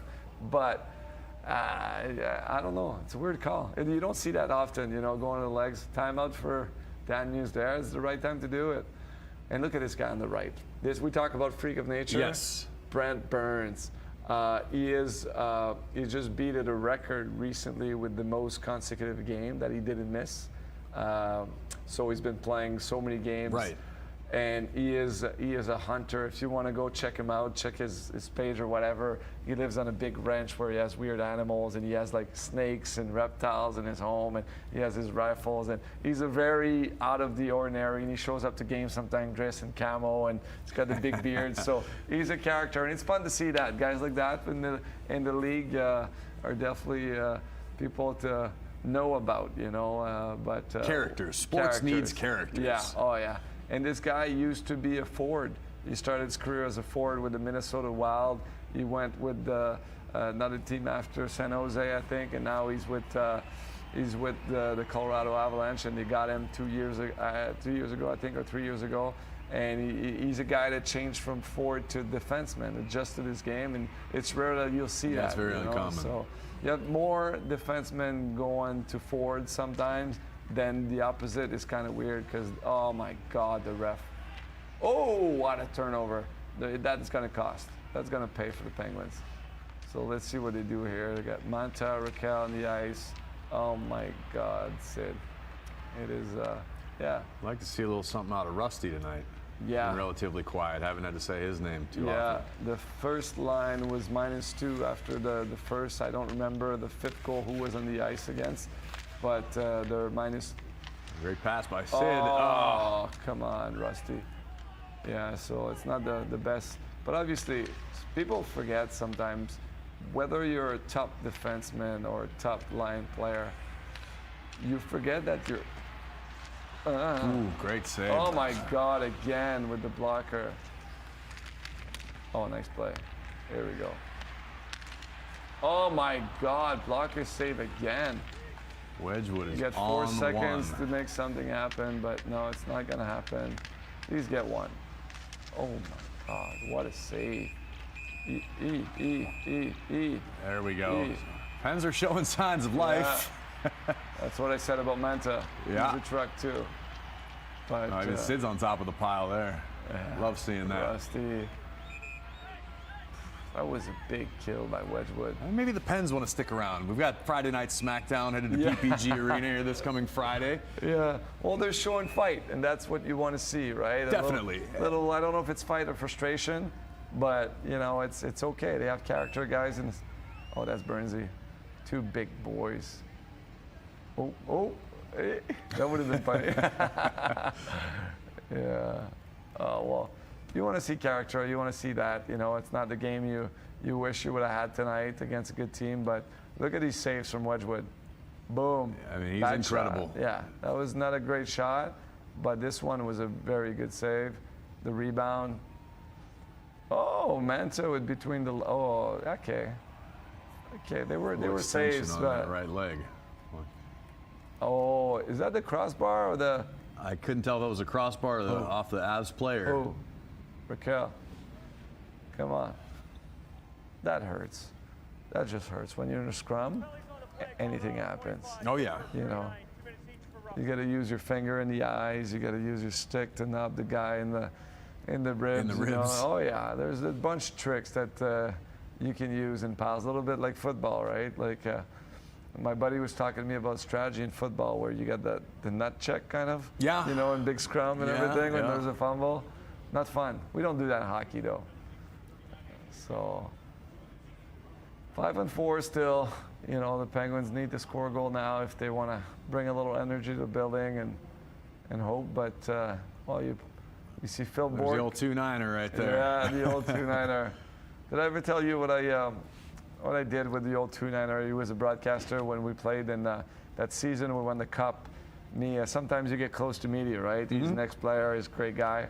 And before games that I would feel like I was gonna be hot, I would just give a little fist to 2-9er, and it's like 25. I'm like 25. So we don't encourage gambling, obviously, but if I would score a goal, he would give me $25, and if I wouldn't score, I would give him.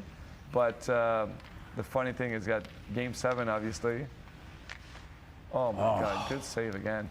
Game 7, 2009, before the game, obviously go 25, he goes 25. So after the game, he gave me a $50 bill, and he wrote on it, like, you have the heart of a lion. Oh, that's cool, man. Good job on the cup. So it's cool. I still have the bill in my house, and it's framed, and it's good memories for sure. That's awesome. Come on. A little goal to make it fun. Well, as the power play expires with no goals from the Pens. You're talking about having a little fun. I know you've been busy this week here in the Pittsburgh area with something that sounds like a ton of fun for anyone who loves hockey and the Penguins in particular. Talk to me about fantasy camp. Well, I've been in town since Sunday for Mario Lemieux's fantasy camp, and it is one of my favorite events of the year. I'm looking forward every year. So it's they raise a lot of money for Mario's charity, and you have about 60 grown men, beer league players, businessmen that want to give back to the charity, and they pay an amount of money to spend time with Mario Lemieux, with a bunch of ex-players like myself. Don't sell yourself short. Come on, name some names. This is a star-studded lineup. I was getting jealous listening to you talk about everybody. Well, we have, Jeff Carter this year is a new addition. I'm playing with Joe Mullen, legend, American legend. Tonight we played against Ty Domi, Matthew Barnaby, Pierre Turgeon is in town. Pascal Dupuis came this year for camp also. So these guys can have an experience of, being on the ice with us. We compete, we play. There's 4 teams, and we play all throughout the year, the week, and it is such a first-class event run by Mario Lemieux's Foundation, and Nancy Angus is and Drew are helping out all weekend, and it's the 14th year this year, and guys just keep, as soon as the event ends, they register for the following year because they love it so much. They like spending time with us, obviously, but just competing on the ice. We play at PPG Paint Arena. This morning we were at the practice rink right after Penguins practice, and we go hard. We go hard at it. on the ice. I'm not at liberty to divulge, but I do understand that you may be suffering a slight lower body injury. Yeah, I don't know if I'm going to be fine tomorrow. I had treatment. Oh, that's me this morning. I'm all excited to be there, you know? I was flying around. You can't tell there, but, you know, this is on slow motion. I was flying around the ice. For sure, definitely, definitely. I'm playing on defense. Look at, that's me and Matthew Barnaby going at it. But it is so cool because you do a sport you love. And for these guys to imagine yourself play like at PPG Paint. You have the whole gear, you know, you sign a contract with Mario Lemieux, and when you score a goal, there's your face on the Jumbotron, and it's a super classy event. So we love to compete also. For us, it's fun, and we feel each other, like all the pros on the ice when the game gets a little bit, okay, it's 4-2, like today Ryan Malone was going a little harder, he scored a goal, so now it's green light for us, the pros, you know. So and we try to get, you know, some guys to score goals. And guys are competing. Like, guys are pissed when they lose the game, right? And we compete as a big trophy at the end of the week, and we make memories happen, and we raise money for an amazing cause that is Mario Lemieux's Foundation. So it's super cool. Looking forward every year, and it's fun to be in town. And Mario is such a gentleman, right? He's there from morning to night. He coaches the guys. He's behind the bench. And I love hearing that because it's not just let me put my name on it and collect the benefits. That he's present, that he's there with you guys. That's the coolest. Well, it's an event where he can spend time with his friends, ex-teammates. You know, Pierre LaRouche is always by his side and he's coaching there. But Mario, he's there. We hang out with them, telling stories, and these guys, think about it. You have a chance to be coached by Mario Lemieux, spend a moment with him, you know. We signed some stuff for the campers, so it's a super well organized, fun event. And again, at the end of the week, we give out an enormous check to the foundation, and everybody has, oh my God, 5-on-3 the other way. This is looking bleak. Yeah, that I was thinking that maybe if we didn't acknowledge that they were already on a power play, it would pass, we would kill it and just forget about it. But no, it somehow goes from bad to worse. Oh, yeah. And these again, it's 2 games in a row where you can actually, Rusty's not happy, that you can actually look at this and be like, oh my God, like Ottawa is going to be a different challenge. Ottawa is always challenging, especially in Ottawa. Exactly. Oh, it's going to be tough. Ottawa is one of the best defensive team in the league, not stats-wise, because their goalie hasn't been playing well this year, but they're up 3-2 against the Red Wings tonight, so this is important for the standings. The Bruins are losing against Toronto, which is very good, and we got the Islanders losing against the Blackhawks. So these are good. When you have team from the Eastern Conference trying to chase you want them to play good Western Conference team, and they lose some points, because when there's 2 teams, like you look at the Senators and the Red Wings, you just hope this game doesn't go to overtime, because both teams get points and they can gain traction behind you. And we got the last score we're looking at is the Blue Jackets. And the Blue Jackets are up 3-1 against Philly. So it's Washington's losing 1-0 against the Blues also. So it's good. It's entertaining. That's what the league wanted when they put the salary cap in motion, and you want to see end of the year, and like at the end you want to chase the playoffs. It's a race. So you hate when the season's decided or the playoffs are decided, you know, halfway through the year. Right? Exactly. The only team that was almost clinched middle of the year was Colorado. We knew that they were going to make it. So at least these 2 games, it's 2 games against probably 2 of the best teams in the league. It's not like you lost against Chicago like the Islanders tonight. You know, we're like, oh my God. Yeah, how do we give that one away? Exactly. You play against the Avs. I mean, we would have expected, oh my God, what a bad play. Ooh, come on. Like, that's a clear 2-on-1. For kids watching at home or hockey players that want to get better at hockey, it's a 2-on-1. You got the guy ahead of you.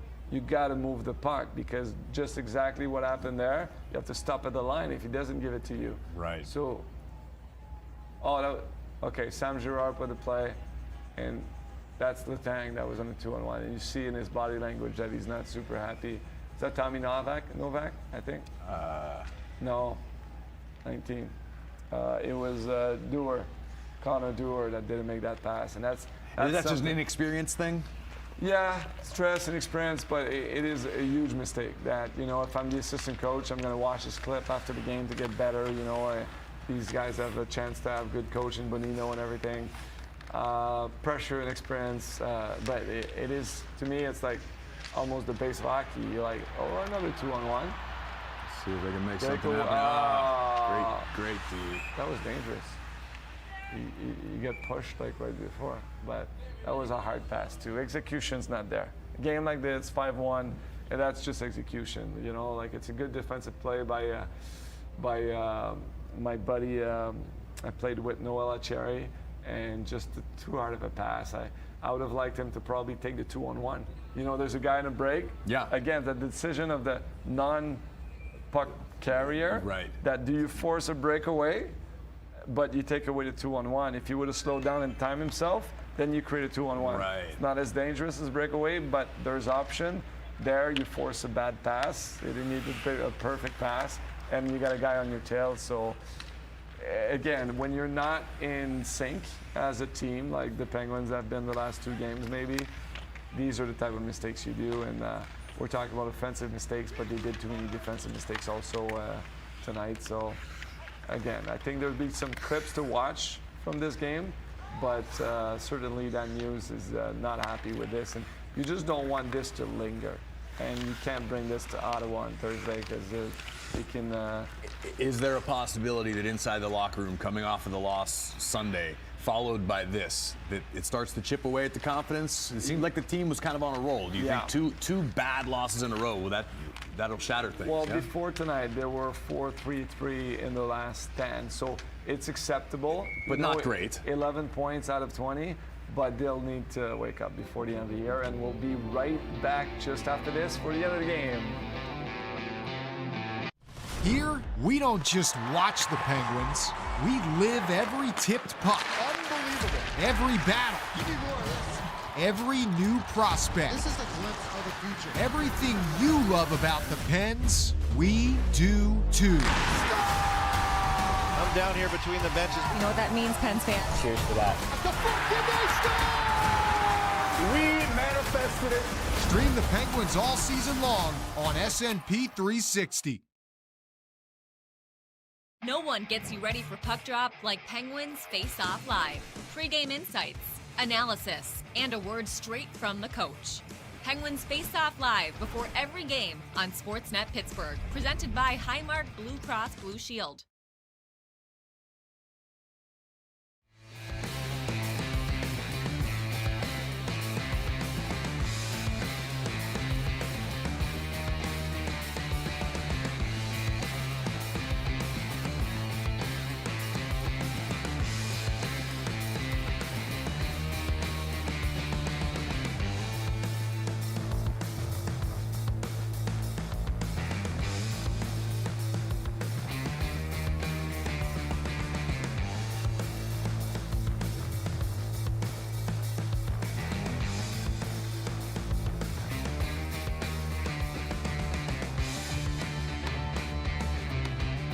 Unobstructed views, Corey Graves, Max Talbot. Max, we were talking about Brock Lesnar being a freak of nature. Well, the apple doesn't fall too far from the tree. That is Brock's son, Duke Lesnar, who we understand was drafted by the Medicine Hat Tigers of the Western Hockey League. He's drafted. He's not playing there actively yet, but that is in the future of young Mr. Lesnar. I'd like to see his, like, not his stats, but how big he is and how strong. Like, he doesn't look like he has the traps yet, or his father's genes yet. I mean, he looks yet being the operative operative like him. Yeah. He looks like him. But I'd like to see him on the ice. It's where's Brock Lesnar's from? Minnesota. Oh, okay. Yeah. State of hockey. Oh yes. So yes. okay.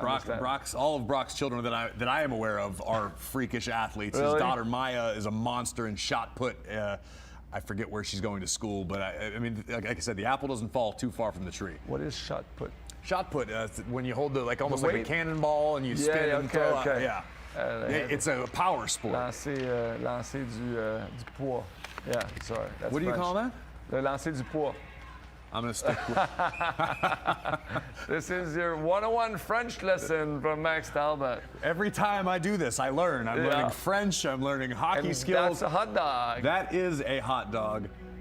Oh, another, look at this. Oh my God. $1 hot dog 1 week from, what are you doing? You want to come back? I might need to fly back down for the $1 hot dog. Listen, we could do the 999 challenge. Yes. It cost about $18 for the hot dogs and a couple grand for that many beers, I think. We should have hot dogs in studio. I don't know what's going on. I think we need to send a few text messages, perhaps a strongly worded email. Yeah. Ready? Can we get a rider? You know how like a rock band has a tour rider that when they come to the venue they have to have. Can we have 9 hot dogs, 9 beers apiece? Yeah. We probably wouldn't make it through a full episode, but it'd be fun. The request is made for next year. Okay. So next year, I know someone that we can definitely do that. Let's do it. Let's do it. Either way, you might find me down at PPG Paints Arena for Dollar Dog Night next Tuesday. Oh, great God. scoring chance. Unable to capitalize for the Pens. I like that they're at least putting pressure on this late in the game. Down 4. Yeah, but it's moral victories at this point, right? Ooh, is that Shinakov? That was a big hit. That was like a Evgeny Malkin pissed off hit. That was Shinakov that hit that. I'd love to see that again. I hope they show We mentioned Shinakov at the beginning of the night, needing to step up, fill the absence of 71. It reminds me of him a little bit, like sometimes, because that was something like when Gino was pissed off. It was like when he would start to throw his body around, it was dangerous for the other team. Let's take another look at this. Shinakov, scoring chance denied. Look at this one. But boom! There we Love go. it. Inside Penguins Hockey is back. Let's go eat sushi. For an all-new season. And now he's your best friend. Yeah.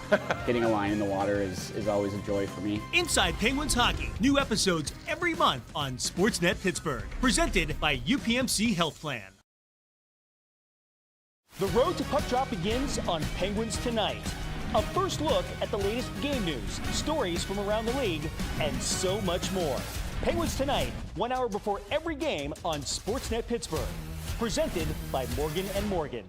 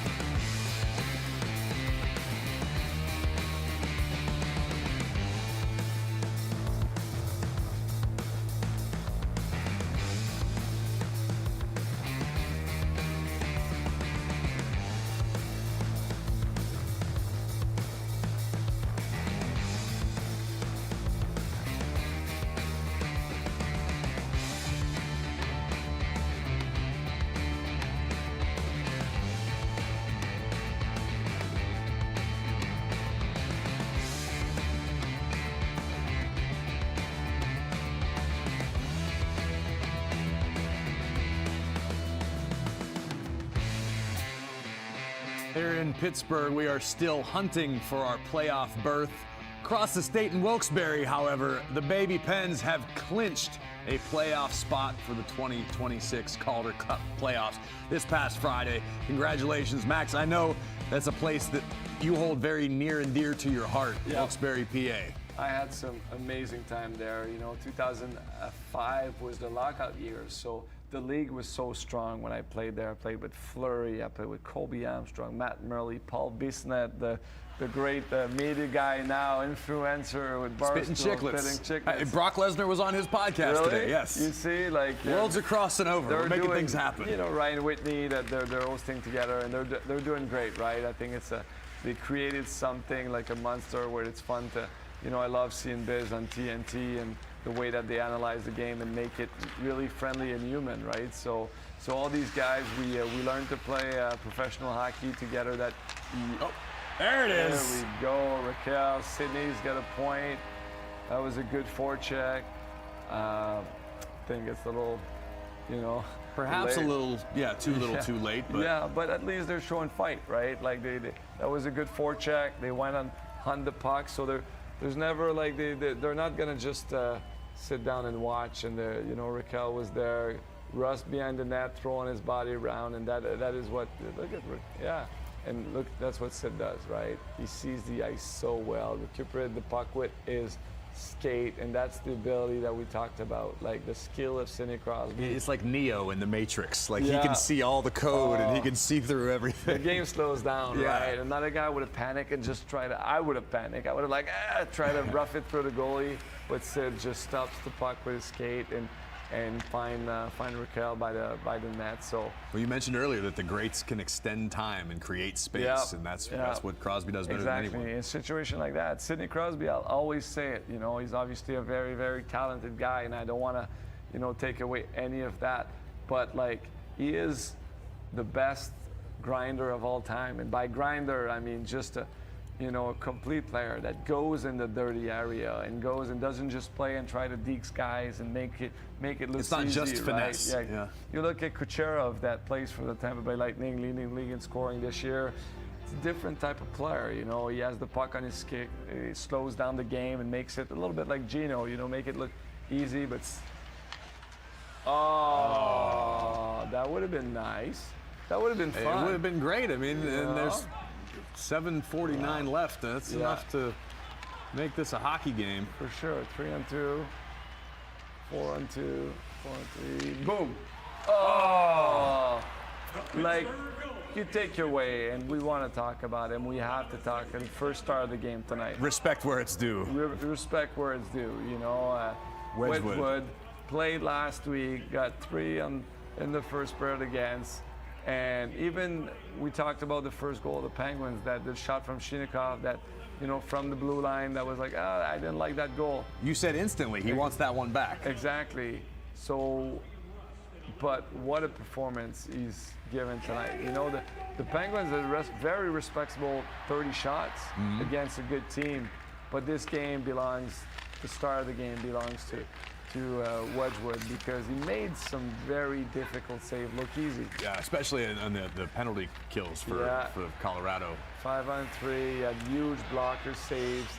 The save against Carlson there was just huge also. Used his head at some time, Right. Took one between the eyes for the team. So it's frustrating for the Penguins. As much as you're not satisfied, certainly not happy, because again, and that's what I was reading before and watching the Penguins game recently, it's the defensive mistake that really, really hurt the Penguins tonight. And that's what's been the issue for the past few games. Exactly, because they had their chances. They're working hard enough to win a hockey game. They have the skills when they have the chances. Yes, the puck didn't go as much in the net, but that's because Wedgwood was very good.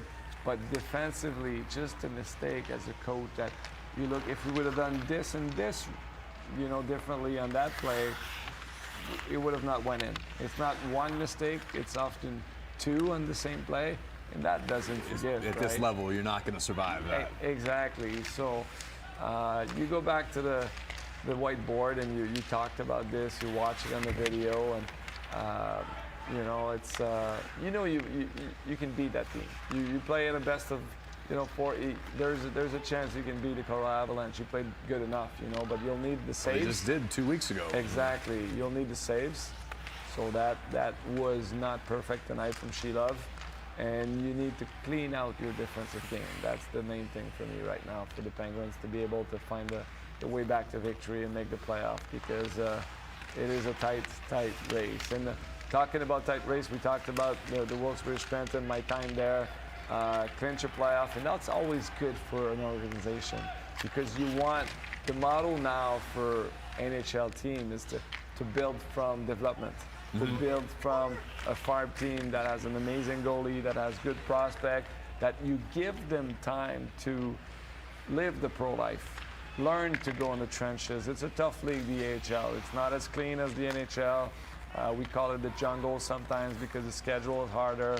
And you play some tough hockey games against a lot of division rivals, other teams. So for Wilkes-Barre to be able to win, There he is. God. Look at that. Wow, number 21. We're in the third period. Unobstructed Views will be right back. Here, we don't just watch the Penguins. We live every tipped puck. Unbelievable. Every battle. You need more of this. Every new prospect. This is a glimpse of the future. Everything you love about the Pens, we do too. down here between the benches. You know what that means, Pens fans? Cheers to that. We manifested it. Stream the Penguins all season long on SNP 360. No one gets you ready for puck drop like Penguins Face Off Live. Pre-game insights, analysis, and a word straight from the coach. Penguins Face Off Live before every game on Sportsnet Pittsburgh. Presented by Highmark Blue Cross Blue Shield.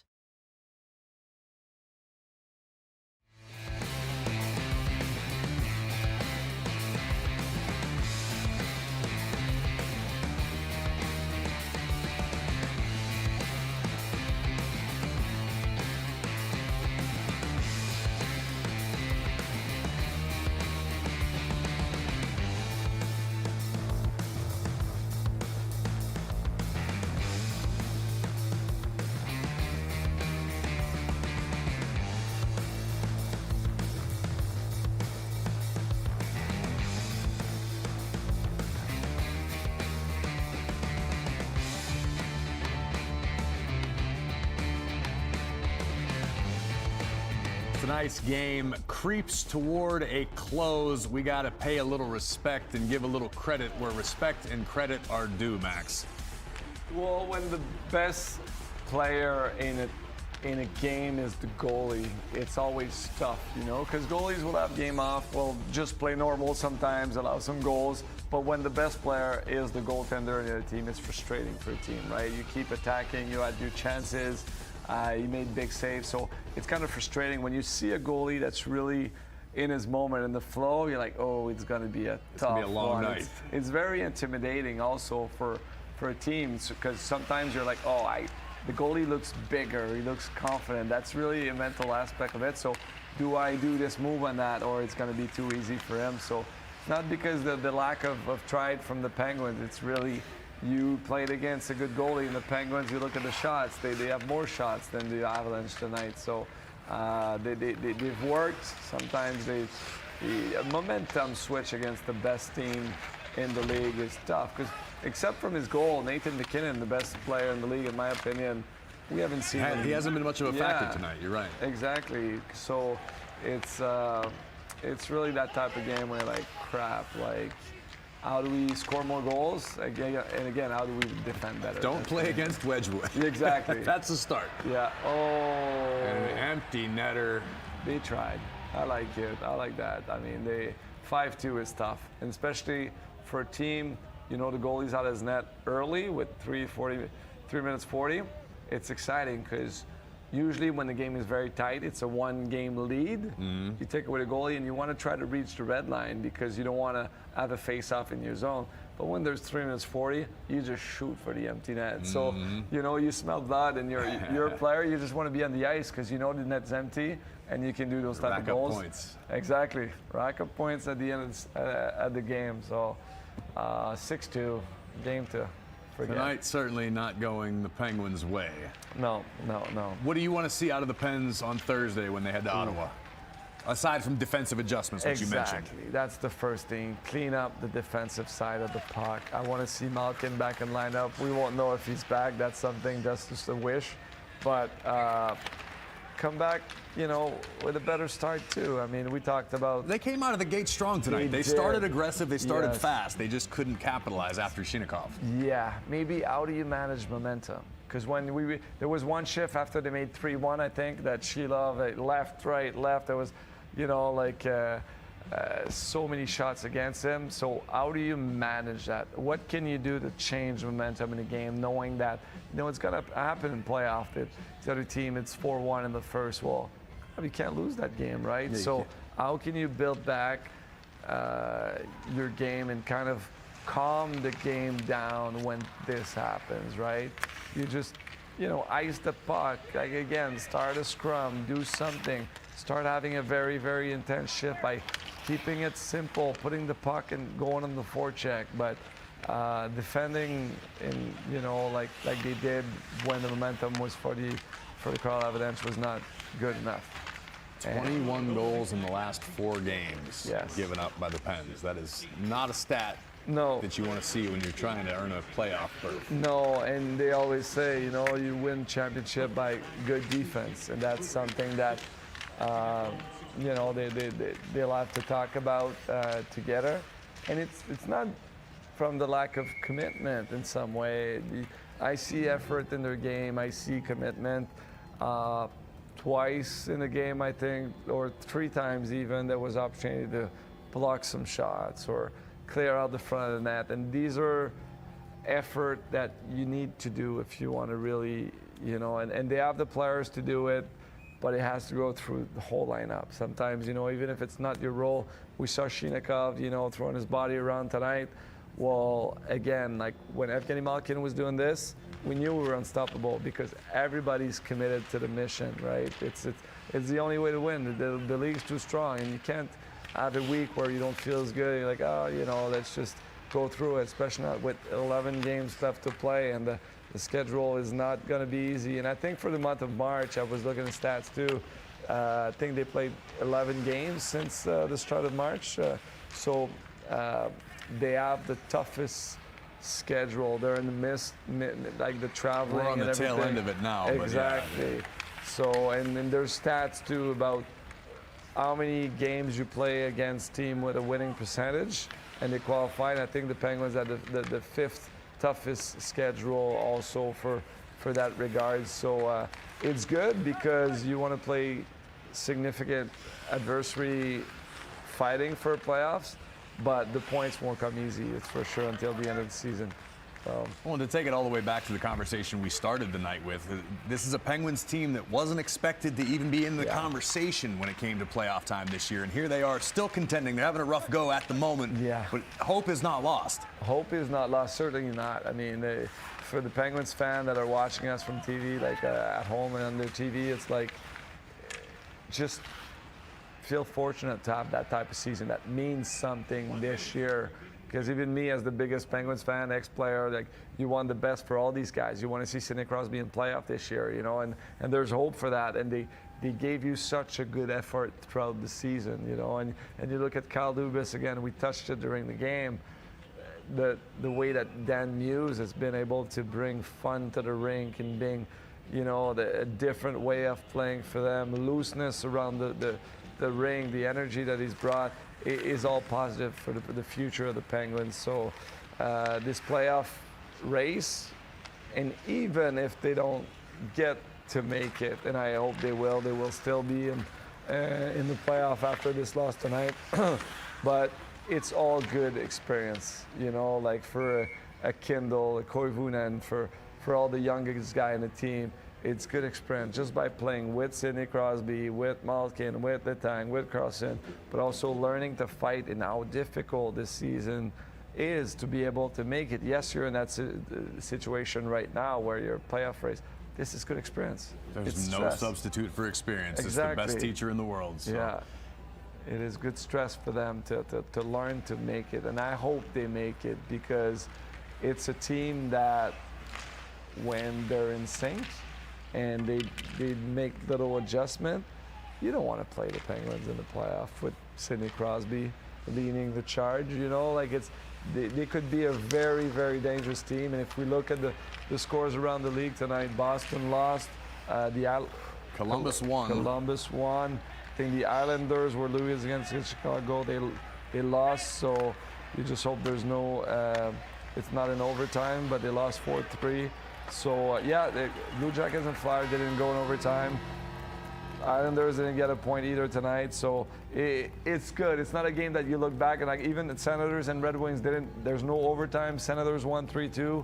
So, it's good. It's good. It was tough. It did not go the way that we had hoped tonight. But, as we said a few moments ago, all in all, when you look at the bright spots, good showing, good night, good learning experience for the team as we still hope to make it to the playoffs. Well, thanks for your time. You were a great host, and it was our last one this year. Hopefully we'll be back next year. Thank you guys at home. For Max Talbot, I'm Corey Graves. We'll see you next time.